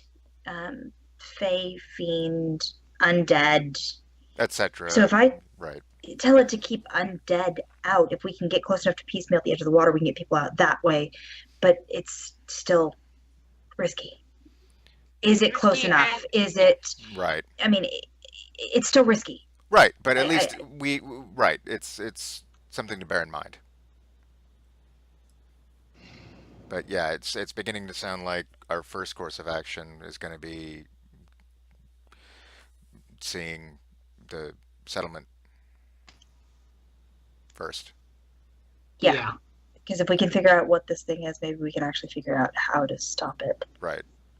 How to hit it besides just dunking it in an alarming amount of Palor's light. Which I don't even know if we could. Hey, Clarity? That book you have, does it only talk to you about magical things, or can you ask it anything? I'm fairly certain that it's only magic. That's what the shopkeeper had told me. Well, there's what did they say something about that's it? really there is something that's really bothering me, and I can't. And like I said, I don't even know if this is the right track or not, but say it. Yeah. I'm thinking of the words calm. In the Temple of Palor, the villain's name was not quite obliterated, but close. And no one even knew about this god of knowledge, and tainted god was all I could get off that hit of the stuff in the manor. I just don't know if they're connected or what we know of Zavillan apart from she existed and was the goddess of knowledge. And it's a woman who, now granted, women are everywhere in service of all sorts of gods, but I don't know, there's just something that's not sitting right with me about all of this. I wonder if it's occurred to any of the rest of you that you were in the shrine and she said nothing. So Reach. Bop. You've just got bopped upside the head, Nora. Fingers and ears is one thing, head bopping is quite another. You didn't say anything! I didn't put it together until we were leaving. Well. Balls. Okay, make me a religion check, guys. Watch this one. Let's see. Wait, is that? He is gonna botch this one. Yeah, I called it. I got that one. 8, And 14. 15. How? Darvin has just heard his stomach go "Rrr" again and has started inhaling his second pie, so he's not. Yeah, all I'm not he's paying thinking any is attention. Pie. Nora's still on whatever course she's on. Hazel and, funnily enough, Clarity, having at least now been in the temple, will be thinking, okay, everything else was not eroded by time in that temple, except for that one patch. That seems to indicate more of a, because you'd think that in a place that holy, the gods would be keeping their stuff fresh. So it's possible that this villain, assuming they exist, which clearly they do, just has not been able, for one reason or another, to keep theirs fresh. And part of that might be that they were actually killed. Who would be the person to ask about the dead or the lost? Aston. Would be someone in service to the god of death. We're going to have to talk to the grumpy one. Okay. What? I can talk to Aston. I can do But that. Nora doesn't know why. But why am I talking to Aston? Well, remember, Zvillen's name was falling apart, and Right. Which is and gods. Well, they'd usually be keeping their stuff together.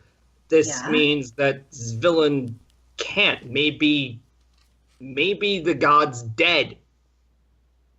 okay. That was not the way I was thinking this would go. But okay, I was thinking fallen or gone mad. And who do we ask about the dead and lost? I'll talk to Aston. I can do that Thank you. after he's Best eaten, paladin. though, because Darvin has now just started paying attention. His second pie is now gone. Burp. did you taste it this time? I think Benson would be cranky if you didn't. Oh, I did. It was wonderful. Okay, good. So what I missed? What? I'm hugging Nora. So you went from bopping to hugging. Okay. I'm not gonna. The Hazel thinks that it's possible that Zvillen might not have fallen or gone mad or be tainted, but might be dead. So we're going to ask Aston if he knows anything. I will ask Aston if he knows anything. You're the only one immune to the grump. You learn a lot growing up in a tavern. And Darvin is still probably not 100% clear as to why. Aston's the god of death. No, Well, Or he's not the god, cleric God is the damn it, god of he's death. the cleric of the god of death. Like, his brain is not working this week. Aston is the I was about cleric to of say the god that's a of hell of a promotion. I know, right? And if anyone will know, it would be Or okay. so. dead and gone. You rule. So I'm gonna finish eating and give Aston time to finish eating, and then go see if he'd be willing to entertain my silliness. Now we know what makes him less grumpy. To be fair, yeah, Nora realizes that actually the act of teaching and somebody actually willing to learn makes him a lot less grumpy. Still a bit short, but He wasn't a lot all less that grumpy. terrible when I was there that day, which is why I don't mind going to speak to him now. You just have to let him kind of run his course and do what he asks you to do, and then it's all right. Don't take it No, personally. I kind of want to see this, but I'm not sure if I should. Do you think I should? Like, go along just to be Probably there? not. But That's only why I'm because- asking you guys. I know if I Imagines could show up flailing and cleric smack. and Eston trying to enter. No. No, I think waiting outside would be fine. I think I should probably go talk to him. Can I Or- come? Yes. I understand that. Yeah. Yeah. Everything okay? I mean, Yeah, you're No, welcome. no, I I just- Yeah. Curious. I like taking notes. And that one, and our favorite Clarity here. If the other two had errands that you thought you might want to do while in town, Darwin did make a good point about if there was anything else you wanted to check up on in town. I mean, granted, there's a couple of places that you probably don't want to or just plain can't go, but Yeah, there's certain people I want to be avoiding, or else I'm Nope. probably going to slug them in the face. Darvin, you have to promise me you're not going to let her slug anyone in the face. Unless I won't be they there to stop I really, can you. promise I will deserve not it. let Hazel slug anyone in the face. Or anywhere else. That's a tall order. I'll try to make sure she doesn't slug anybody, but eesh. Thank you. You saw how quick she can move when she I'm not gonna really wants turn to. anyone inside out, or try to. What? given that we've now gone into funny looks portion of the conversation, Benson comes and clears away plates and pumpkin pie. Anyone? Yes, please, very Benson. yes, please. Wonderful. I did taste the second one. My apologies for my enthusiasm. Good to know you at least tasted some of it, lad. Goes away, comes back with the decent-sized wedges of pumpkin pie. Glory God, I to miss this. the I haven't had a good best pumpkin pie food in the since- area. Next to home, of course. oh, anyway.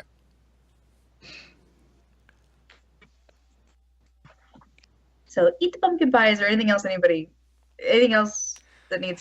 wants to be?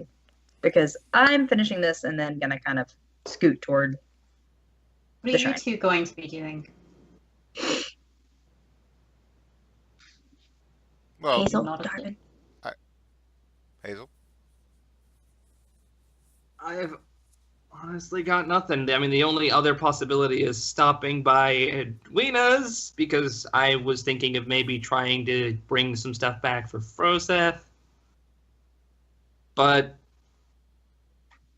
I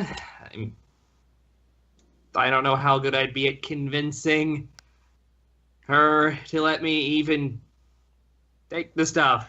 Or walk in, It's for for that matter. Froseth. Tell her it's for Yeah, I mean, Froseth. if you say it's for Froseth, that might open the door at least a little. I'll go with. I can go with. I think that's probably a good plan. Yeah. You do also know that there are a couple of other shops. I mean, okay, fine. It's mostly woodworks. I actually wouldn't mind checking out the woodworking, just to see. You know, there's sort of an adjunct to that is also the town's one toy shop. Yeah. So, woodworking spots and Edwina's. Yeah, I want to Yep. get some toy. I want to get something for.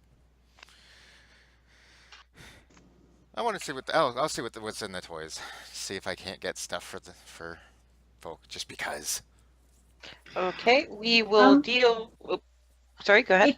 If you come across anything that would be a good distraction, that I could try something out on. My mage hand can go invisible and put things in other people's pockets. So for You're talking like flipping- pranks and of that nature. well, should we She come needs something across to practice on.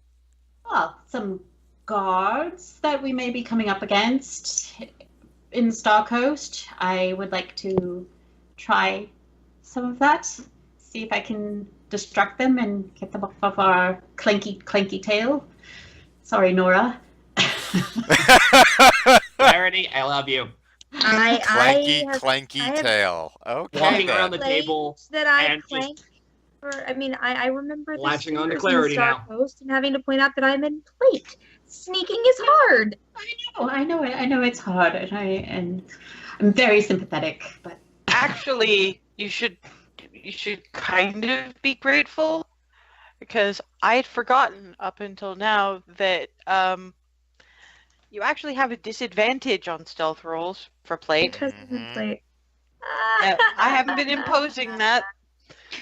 I'm going to I don't start. speak too much, so No, but you never know. It's it's still it was so much easier to sneak out when yeah you sneak out enough times you sort of get used to doing it. So yeah, it's definitely a lot easier to do not in blade. Not your fault. I When don't know. I never had to get when has he ever worn either. plate? When has he ever worn plate? No, just I've He is heard it. talking from a position of knowledge. No, I didn't mean to. I'm just assuming it's easier since, well, I've never seen anybody manage it. I am now reaching over and poking Darvin in the head. At least it's not finger in the ear. And I'm currently attached to Clarity. Okay, so I think I'm done with my pie and with my booze, and I think it's time for me to. So I think I am ready to go head to the shrine and see what Eston might or might not know. You ready to come with Clarity, or are you? Yes. It's So- incidentally 5 silvers apiece, except for Darvin, who has 6 silvers because he had the extra pie. Okay, so give it to Benson and with another silver on top for tip. Okay, we'll deal with the business at the shrine first. Eston is come back to the main room. He's apparently determined to actually use the front room, despite dragons looking at him like he's an imposition. Although, thankfully, most of them have decided to go out flying in the garden. But there's some still peering at him disapprovingly. Oh, you're back again. I am, but I came to see you this time. In Do the you shrine. need another crash course in Celestial? No, but I need to know about something that I did see in the shrine that you are actually probably the person who might know more than I do. Or be in a position to know the answer to what I need. You went to a shrine of Palor, I did, and but you're that, asking a cleric of Nerul. This is interesting. I know, isn't it? In the shrine, there were puzzles I had to solve to advance to be able to get the beacon. The first one involved on the wall was were the names of the gods of the creation of the universe of our world. One of them was eroded and almost obliterated. We had to do a wall rubbing, and then I had to jump and on celestial runes to spell the name. It was Zavillan. And from what we could tell, it was the goddess of knowledge. But with everything else that we have going on, the fact that Zavillan's name was obliterated when everything else in that temple was pristine, when at the Star Coast, I tried to sense what was going on, and the best I could get was tainted god. It makes me wonder if this is tied to Zavillan somehow, and the theory was brought forward that perhaps Zavillan was dead rather than had fallen or been tainted. I've heard Palor of there talking stories about her time in the field, and if it's the same thing as you're facing, I think tainted god is actually an understatement. What you're facing, from what I understand, and it's the main reason that I've been actually setting aside some of the general issues I have with anyone attached to that flaily little maniac, is that you're not facing a tainted god. You're facing the thing that taints or kills gods, as far as I can tell. I've been doing some research ever since I met bloody pale over there. I've got some things. Give me a moment. He actually gets up and as I said earlier, he's surprisingly spry for somebody that much older. He comes back with a stack of obviously handwritten notebooks and starts flipping through various of them. Because that name's not part of the creation myth, but I've seen something somewhere. Yeah.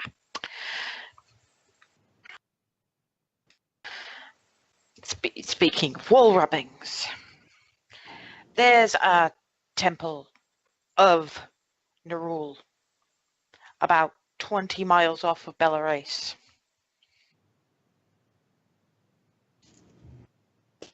Mention was made there of Civilian,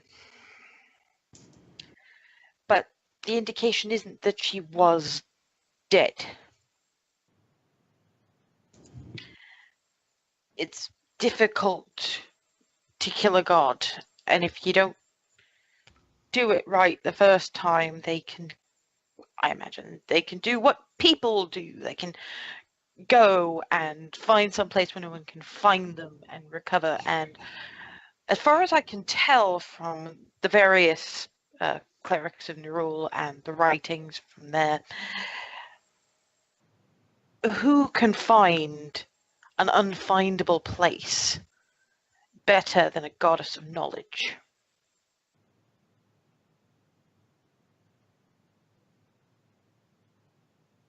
The theory is that she is still out there.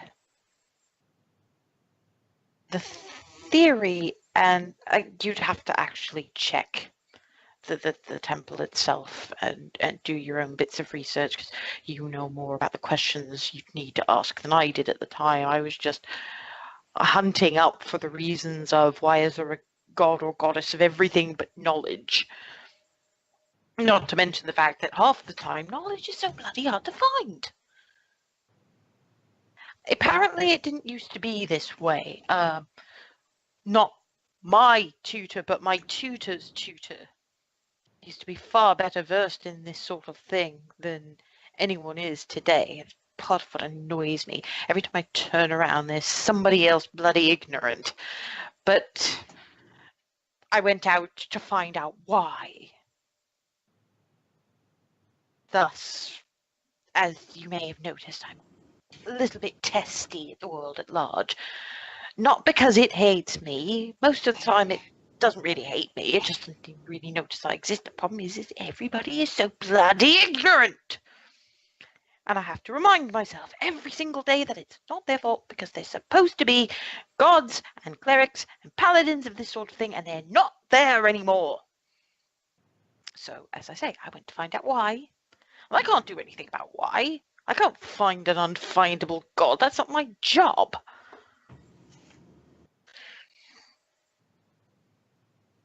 She could probably be tracked down by somebody versed in lore enough, keen enough, knew the right places to look. I don't know.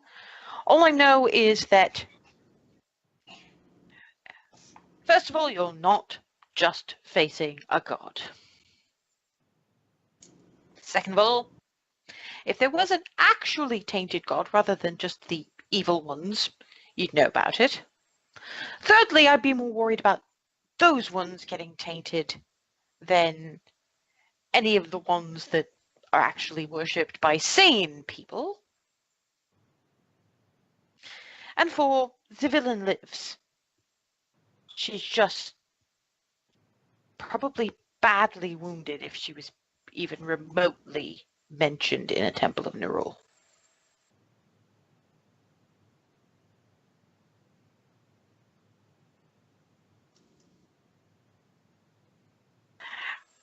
If one was to present any kind of theory about that kind of thing at all, could be that somebody wanted her silenced.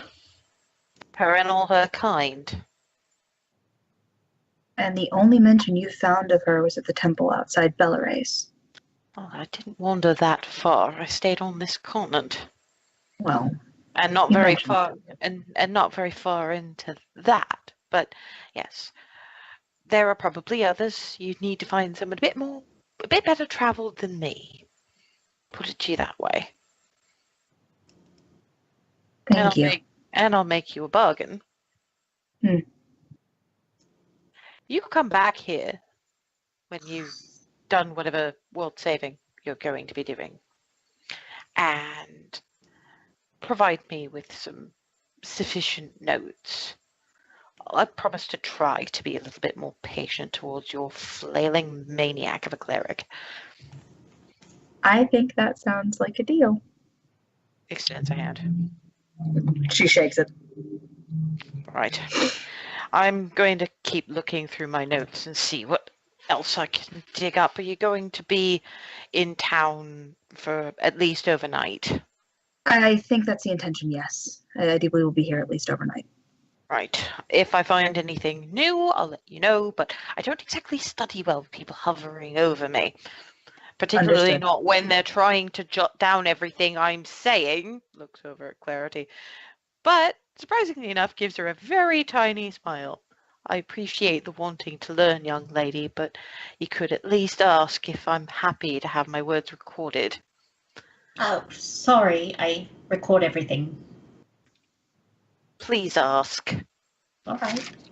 Thank you. Now, if you'll excuse me. And no, you can't have them. I see you looking at them. You cannot have my books. Goes back to flipping through them. Wasn't going to ask. No, but that doesn't mean you weren't looking. I told you don't take it personally. As we're walking out. Don't take it personally. The dragons click and hiss what's probably a bye. Clarity is goes. Okay, the shoppers, where are you guys going? Where are you starting? I'm actually gonna let Darvin take the lead on this one. Oh boy. Well, I did want to. Move it, bard boy.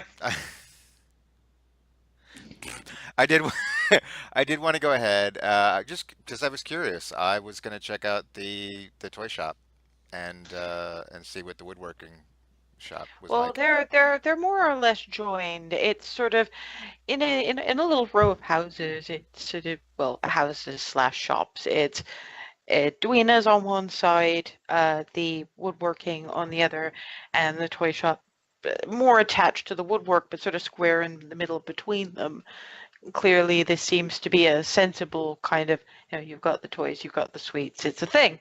And not to mention that if you're looking for plush toys, you're probably going to want to go to your local weaver for the various bits of kit. So, are you going to enter through the toy shop end or the wood shop end? I'll do the wood shop first, because I'm also just looking around because I'm always looking for more things to take care of the instruments I have, because more wood. Yeah, but that's tools for woodworking aren't generally wood. You'd want Jenna for that. Well, because she doesn't just make weapons and armor, she makes tools too. Right. Okay. Then in that case, it's entirely it's highly unlikely that a woodworker is going to want to sell you his tools. But again, you can go through there, and Hazel will tell you on the way that the person who runs the wood and toy shop is really, really tall, really, really built human by the name of Lenark. Okay then. And he's like maybe 3 inches shorter than Furseth. I think Reinhardt, basically. Man is big. You weren't Hello. kidding. Hey. You're new. Oh, you're that bard. Yeah. Well, yeah. my He's with friend us. slaps you on the back and ushers you inside. Okay. Well, Darvin. Hazel! It's been some time. Yeah. can I do for you both? Well, as far as woodworking goes, I was really just browsing just because I was curious. But I figured I heard mention of toy shop, so I thought I would see, and just to see what I could get by way of toys for family and kids. Just, well, why not? Browse away. Basically, there are finished wares on shelves. The next room is devoted to toys. There's a doorway and a sort of an open window way where you can lean in from the woodworking end. I mean, obviously there's a workbench and there's a back room, much like Jenna's got. Most of what you see is a couple of smaller bits of furniture, a couple of nice chairs. There's also some smaller things, wooden picture frames, and that kind of a thing. There are two musical instruments. There is one lute. It's not a bad piece as pieces go. Somebody's clearly put a fair bit of effort and care into doing them. The other one, a little more spiffy, a little more care. This was clearly a personal challenge project that somebody was really keen to get just right. And looking at the size of this man's hands, you've got to imagine the delicate work involved was, it must have taken quite a while to work up to it. But it's a viol. Ooh, I think he likes it. Hazel. I am used to her by now. She used to climb me like a tree. Don't, Hazel. Don't what? After that laugh, I was surprised you didn't start trying to climb him now. He actually picks her up and he can just about fit her on his shoulder. Watch your head, Hazel. I can do this if you don't flail your arms. You're not as small as you used to be. Right.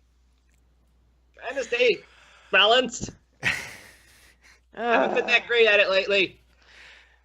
I best not break your neck or your mother's will break mine. Boom. Sits you down. Hug. How As best as possible, given the sheer size of the man. that Yeah, is it's that mostly is head that is pats. that is a very lovely viol. That is. Is this your work? This particular Oh piece? yes. Wow. Everything in the shop is. Okay. The young nobleman, when he was still a young nobleman, some 30 years ago, showed an interest in music, but no one knew which instrument he was to take up. So I decided that should he call on me, I should be able to make everything. Would you mind if I? And, well, he can make everything. By all means. And he takes it down and hands it off to you. And I'll. And it looks to be sort of it's a reddish wood. Fairly, it's the varnish is apparently it's to make it look nice, yes, but it's also to keep it sturdy.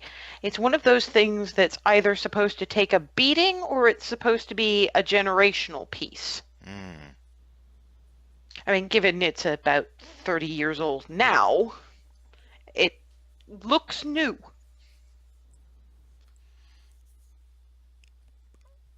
Can I? By all means. So I was just gonna run a scale. Just for tonality and tune. The sound of it is just a little richer than you're used to. It's probably the wood it's been made out of. I mean, make me a nature check. All right. I'm going to allow this because this is the one nature bit you might know. 11. Just. You don't you never got into specifics, Hmm. but you've seen viols that look like this before. But the one thing your father had always said was that maybe one day, if you're as good as you think you are, you'll make enough to earn one. Because the wood that these are made out of is not native to this area. And given that Darwin's mother actually grew up in the area that grows all the trees, Hmm. he knows that, yeah, the wood that you guys get is fine and all, but this is something different.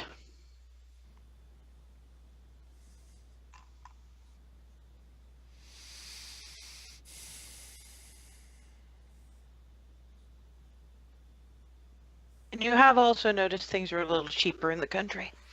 Mm. Definitely going to want to. Uh, I will definitely want to walk out with this.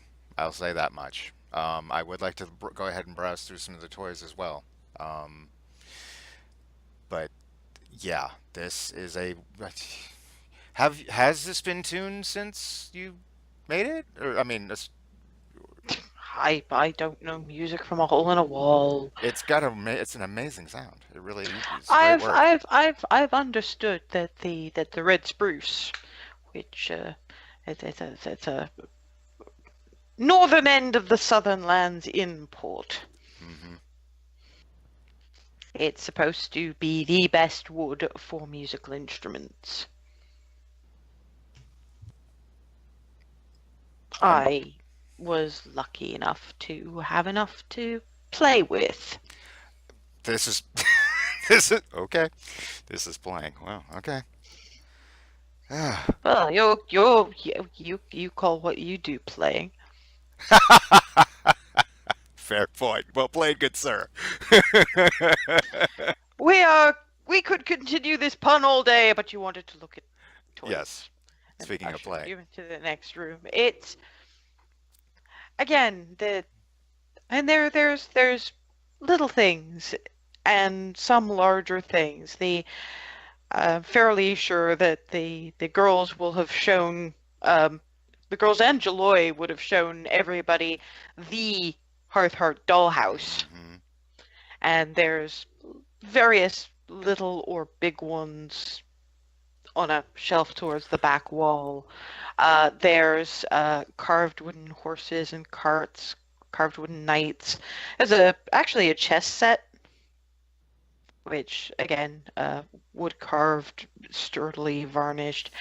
There's a whole shelf devoted to plush toys of everything from rabbits and foxes to things like fairy dragons to even larger things. You're fairly sure there's a griffin there, and that one you have no idea, but it looks like some kind of dog with tentacles that match up with the cloak that Hazel has. So, given what you'd heard about the new cloak, they made a plush displacer beast. But it's actually sitting over here. No, I'm kidding. For I all kid. you know. Yeah, I was gonna say that just seems awfully kind of cruel because Yeah, no, and obviously not. I But kid. it's one of those things where you hesitate in reaching for it. Hmm. Because Um, out of character because I can't quite recall when all the kids were playing in the back, and we realized they were actually acting like, well, us. I can't remember who it was pretending to have the rapier. Was that that was Rashawn. was Rashawn? Okay. Sorry, Ramas actually, the half elf. And yes, there are wooden swords of various types. that's exactly where I'm going. They're the and there is the sword and shield. There is a rapier. Um, and quarterstaffs are easy. You just use a broom handle. I'm gonna I'm gonna grab I'm gonna grab the rapier What? and one of Yeah. the sword and shield. While you're thinking about that, one of the things that hasn't come up, but I'm going to make the assumption of just for the sake of making this easier, Hmm. you guys found 90 gold in Vendron's hold. I'm gonna say Darvin has that for the moment, Okay. just so that you don't wind up staggering over this particular bit. Sorry, continue. So yeah, I'll grab I'll pull out a appropriately paladin-y sword and shield. Yeah, it's not even just appropriately paladin-y. It's remember that this was Skylar, so it's got to be appropriately Exactly. sized too. Hmm. So, Because try to find. I mean, there's a variety of sizes for a variety of ages. You can get one that's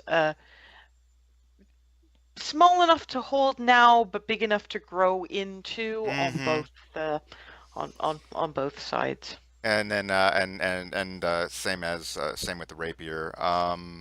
Yeah, And Ramas is 12, so he's a yeah, little bit easier. yeah, exactly. Um, Hazel, any does anything you see? Hmm. I was also not trying to see if about getting something for Evan. I'm gonna look and see if there's any furniture that would fit in, say, the dollhouse. Oh, there is a wide variety of dollhouse furniture, and Would all of it I would know if there was all anything that would be missing or not missing so much because that dollhouse has been built on for years, but there's always room for like, and it might be better just to consider something that Jaloy might like. that's what I'm thinking of. What would Jaloy what Well, you, mm, is there a check I should make for that? I think it should be me actually.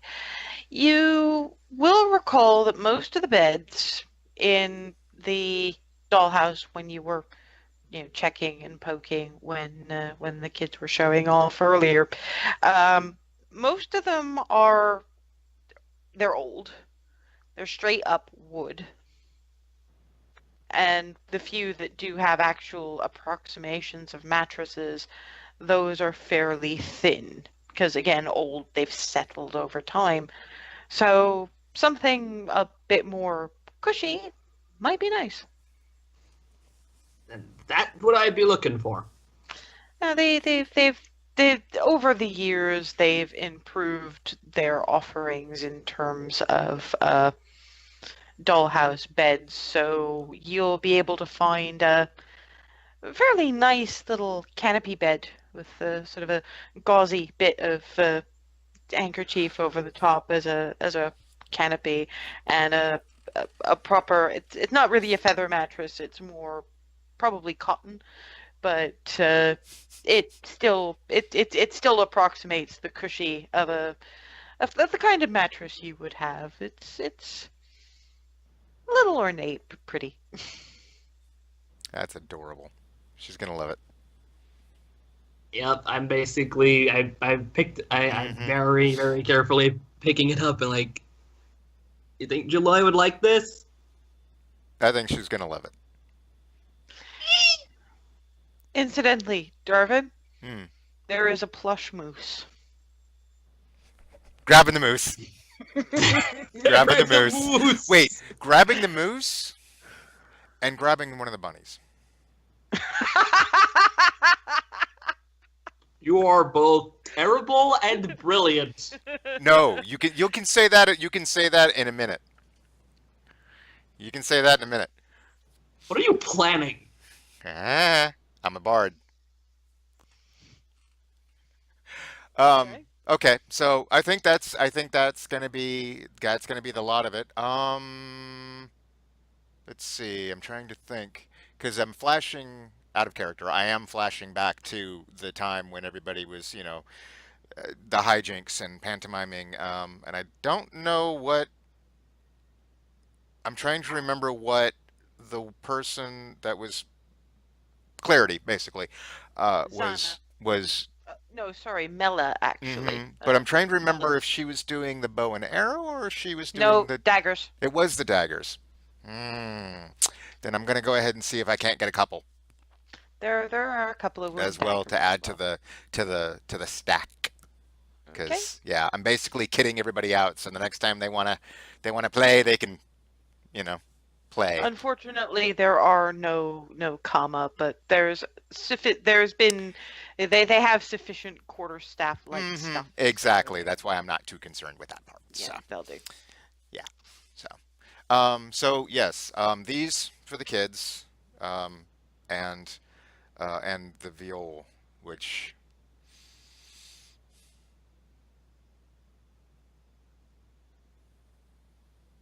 yeah. What what would this run me?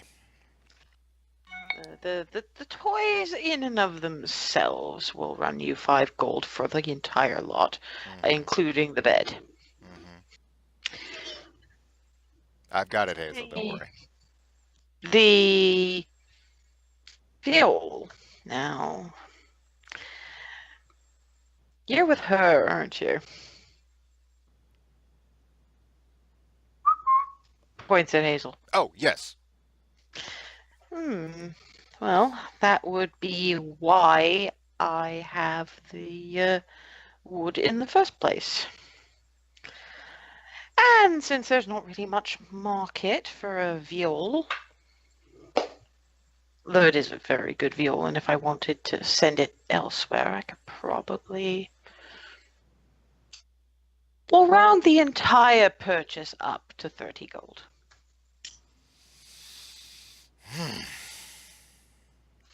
To be fair, Darwin would have had to pay twice that in the city. Oh yeah. Oh yeah.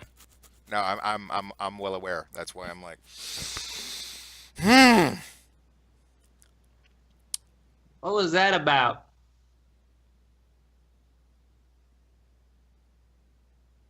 Deal.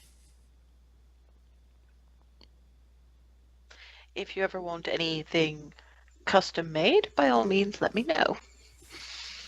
Do you want this wrapped or? Um, Hazel, the bed. Probably not. Hmm. Can you imagine Jaloy trying to open a wrapped bed made to her size? God. No wrappings on that one. Right. Just so Yeah. this As soon as maybe as soon as the carry it words left out. my mouth, I rethought that. So yeah. um. Um. Actually, do you have? Hmm. Nah. Never mind. Wrap. Wrap the. If you could wrap the moose. He actually, no, a plush moose is a bitch to wrap, Hmm. you'd think. But actually, it puts down a very thin bit of wood down at the bottom and wraps it up like you might a bottle of wine. So you can't even tell the shape of what's in it. And it's Brilliant. actually, again, for a man that large, with hands that large, if you looked at this man, you'd think he was the local blacksmith. Right. But I'm instead, you've watching got this. this professionally wrapped package with a fairly ornate bow. My goodness. And I immediately will take out 30 gold and an extra silver for the wrapping. Thank you. Uh, Marvelous, thank you. This is better than I thought it was going to. Because I mean, plush wrapping. I thank you. If you ever want a custom piece of musical instrument made, by all means, let me know. It'd be good to get my hand in again. Well, hopefully I won't, because if I do, that probably means the previous ones met with mishap. But As far as I've heard, particularly if you've got a place to store them, um, there's a lot of factors that can change the sound. this is true. Yes, this is very true. Well, that's why I wanted to try it first. So thank you. I will, if anyone asks, I will definitely point them in your direction. Thank you. And with that, we will take our leave. I'm assuming. There are various purchases. Um, Hazel, did you Time for want Edwina's. to go? Okay. I figure it didn't take you guys very long, so by the time you guys are done and out, these guys are just coming up the road going, I wonder if we're going to meet them coming in or coming out. So you see Darvin probably feeding wooden weapons into Hazel's bag of holding. Yep. And this really ornately wrapped package of indeterminate, and Hazel probably doesn't even want to put the bed in a bag of holding because it does look a bit delicate. And then I'm about to put and then Clarity, and I'll walk over to Clarity and go, just because, and hand her the bunny Oh. Thank you. for inspiration.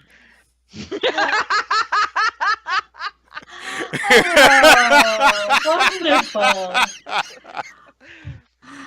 I do feel Wow. very inspired now. I'm sorry. Thank When she you. said there were bunnies and foxes, I couldn't read. I could not.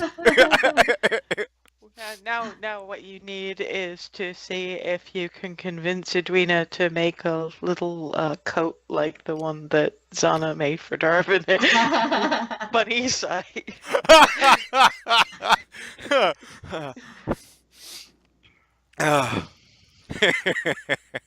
Got a thing for Jaloy.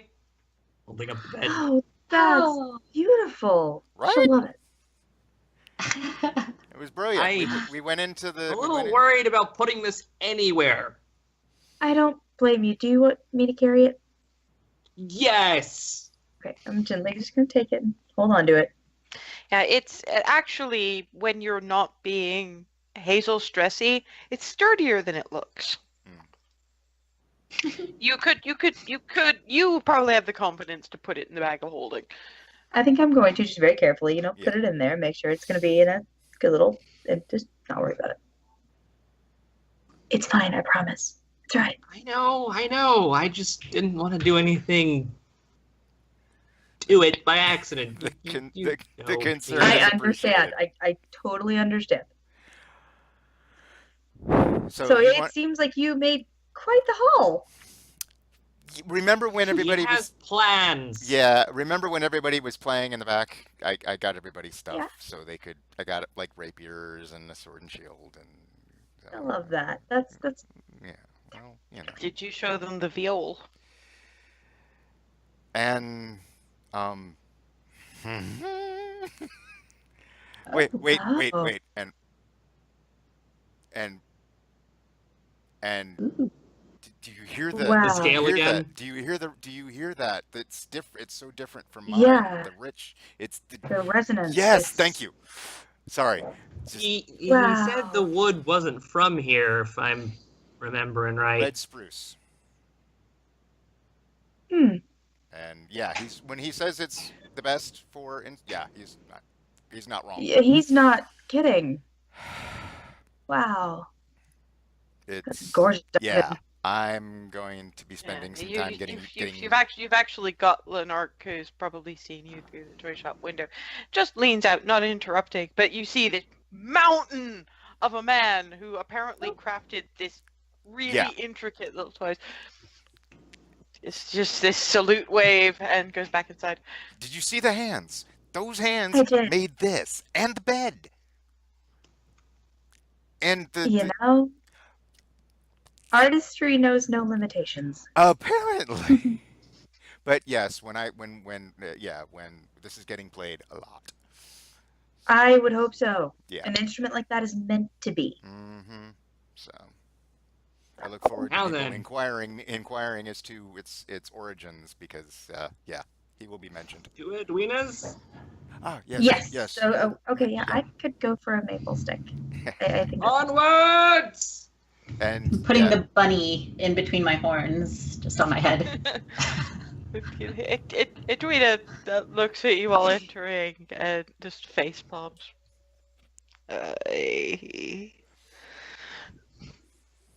Dragonborn friend's not with you. no, but I'm that's actually here to get something for him. Really?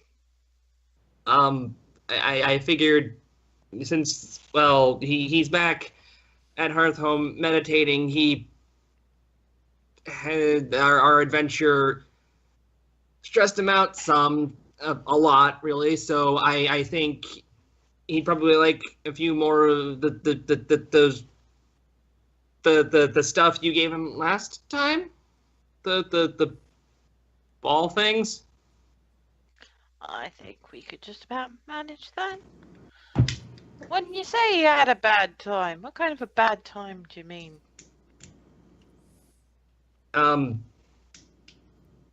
There were there was visions involved.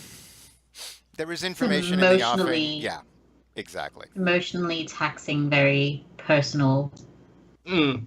sort of things. The type of thing that'll shake you to your knees for a moment. Ah! Was apparently going to say something until Darwin continued to elaborate. Just a hand turns around and goes into the back room. Comes out with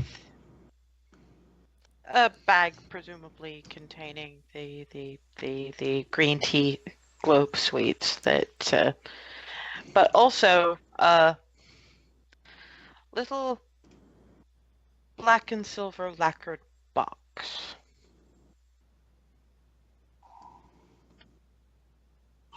Nobody makes these.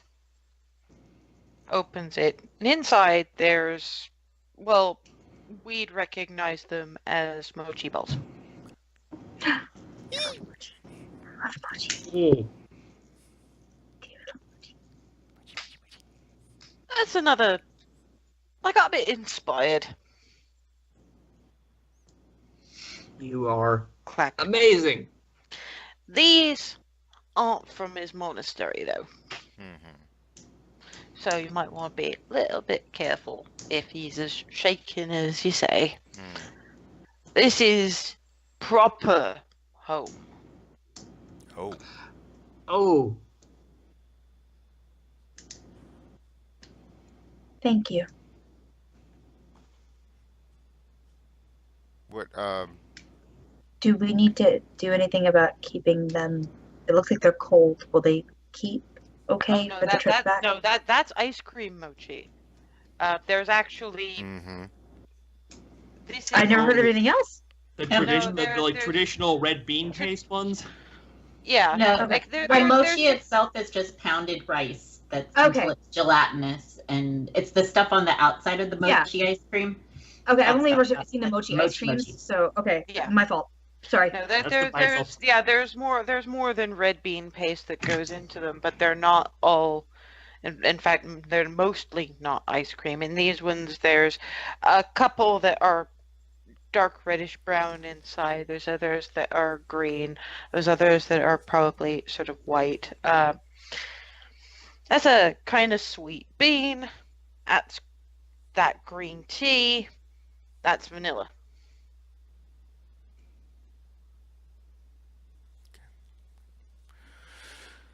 Well, now the question is, I mean, what do we owe you for this? And did either any of you want anything else? I want another handful of the maple sticks, and I'll be good.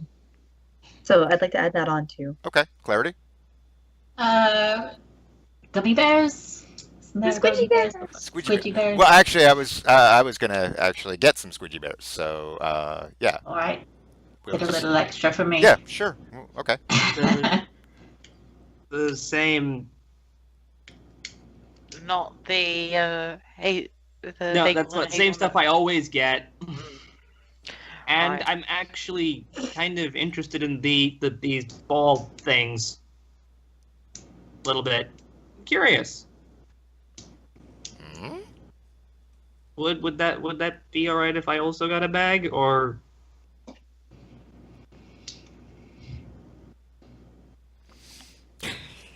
You're just getting this look.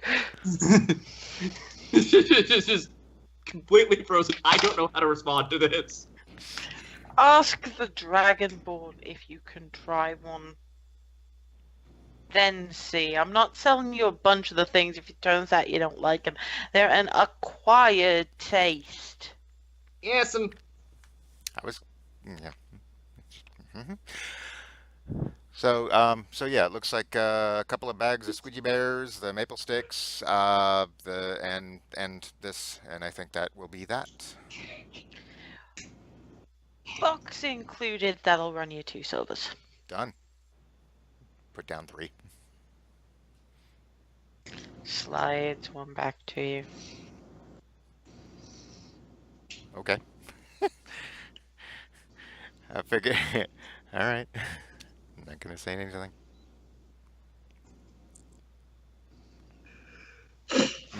Quickly get Hazel out before Hazel knocks into something. Out the door we go. Yeah, I've been like eyeing the walls in fear. That was supposed to be a putting up with Hazel fee, but she just slid it right back. So I was like, all right, that's fine. She doesn't take tips. She doesn't take compliments. It was the way she just slid it right back. I was like, not saying a word. I get it. So, but that's why I just put 3 down and was like, didn't make a big deal out of it. So, Yep. But she's still not taking it. hey, She knew what she was signing up for, more or less, when she became the only candy store in Goldendale. with Hazel in it. Congratulations, That Hazel. is You not didn't the story, break anything. We're gonna call that a win. So were we needing now? Were we? What was the plan for tonight? Actually, I don't think I completely didn't remember to ask. Well, Clarity and I learned some beginnings of some things at the shrine Okay. from Estan, and he asked if we were going to still be here overnight, and told him yes. So Okay. he may be getting back to me with more information in the morning. Then yeah, okay. Then there's the answer to that question. So I guess we're staying in town for the night. So we need. Well, no, he didn't say in town. No, he just said said around. Yeah, did he mean we would still be in Hearthhome and not? Oh, Yeah, okay. he did Gone. indicate that he'd be, that he'd ask Paylor to borrow one of the dragons. Ah, So we don't have to stay here tonight. We can go back okay. to the house. I wasn't but- sure what the plan was on that score. I realized I hadn't asked. So yeah, I would like to. Well, and it's getting to be about. I want to go ahead and get back in time to give everybody their presents. So Can we Yes. swing by Jenna's just for a bit? Sure. I don't have an objection. All right. So we head to Jenna. Even if I'm not gonna be getting, I just want to. I'm actually interested in just looking around at this point. Okay, and there's not much in Jenna's beyond the usual, plowshares and various horseshoes. Blacksmiths that aren't open about selling weapons and armor don't really have a lot to display. Jenna, Yeah.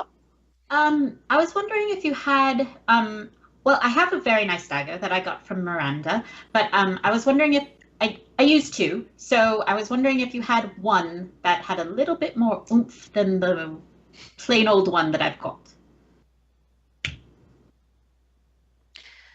I'm gonna need to have a bit of a look round for that. I might actually need to proper craft one. You gonna be back at our home tomorrow? Well, we're staying the night there for at the very least. Oh, so. it wouldn't be late. Oh, okay. All right. I'll see what I can do, and if I find anything, I make sure it gets delivered proper. Okay, great. That's all I wanted. It heads into the back, and you hear that rummaging noise again. Oh, The infamous- Nora, did you want to let Jenna know how the armor held up for the for our experiences with the stuff trial and all? Peers out the door. You're muted. Yeah, I'm muted. To say that armor saved my life is not even an understatement. It was amazing and was wonderful and did everything it needed to do and more, and I can't thank you enough. Good to know. I'm still getting the work done. Back into the room. Rummaging noises. Just figured since we were here, it's always nice to let the craftsperson know their work is appreciated. So. That it is. Okay, should have heard what I said to Lamarck about the freaking veal. best I can imagine blacksmith, things I've heard that you working said with to best Jenna about. paladin equals best everything. I can imagine what you said to Lamarck about the veal after hearing what you said to Jenna about the The rapier. sword, yeah. Not quite that graphic. I say I can extrapolate, but What is with you people and the sword? At this point, it's a running gag because it makes you Yeah. turn that color. Uh-huh. When you're going, what is with you and this? Because it makes you do that. Inflating. I'm gonna stick a finger We're in Hazel's gonna- ear. As I walk by.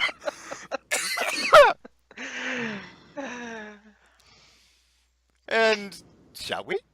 I take it you guys are heading back, and I'm also taking it that Clarity and Nora are waiting until everybody's together to share the bits of information that they have about the potential of Zavillan still being around and about.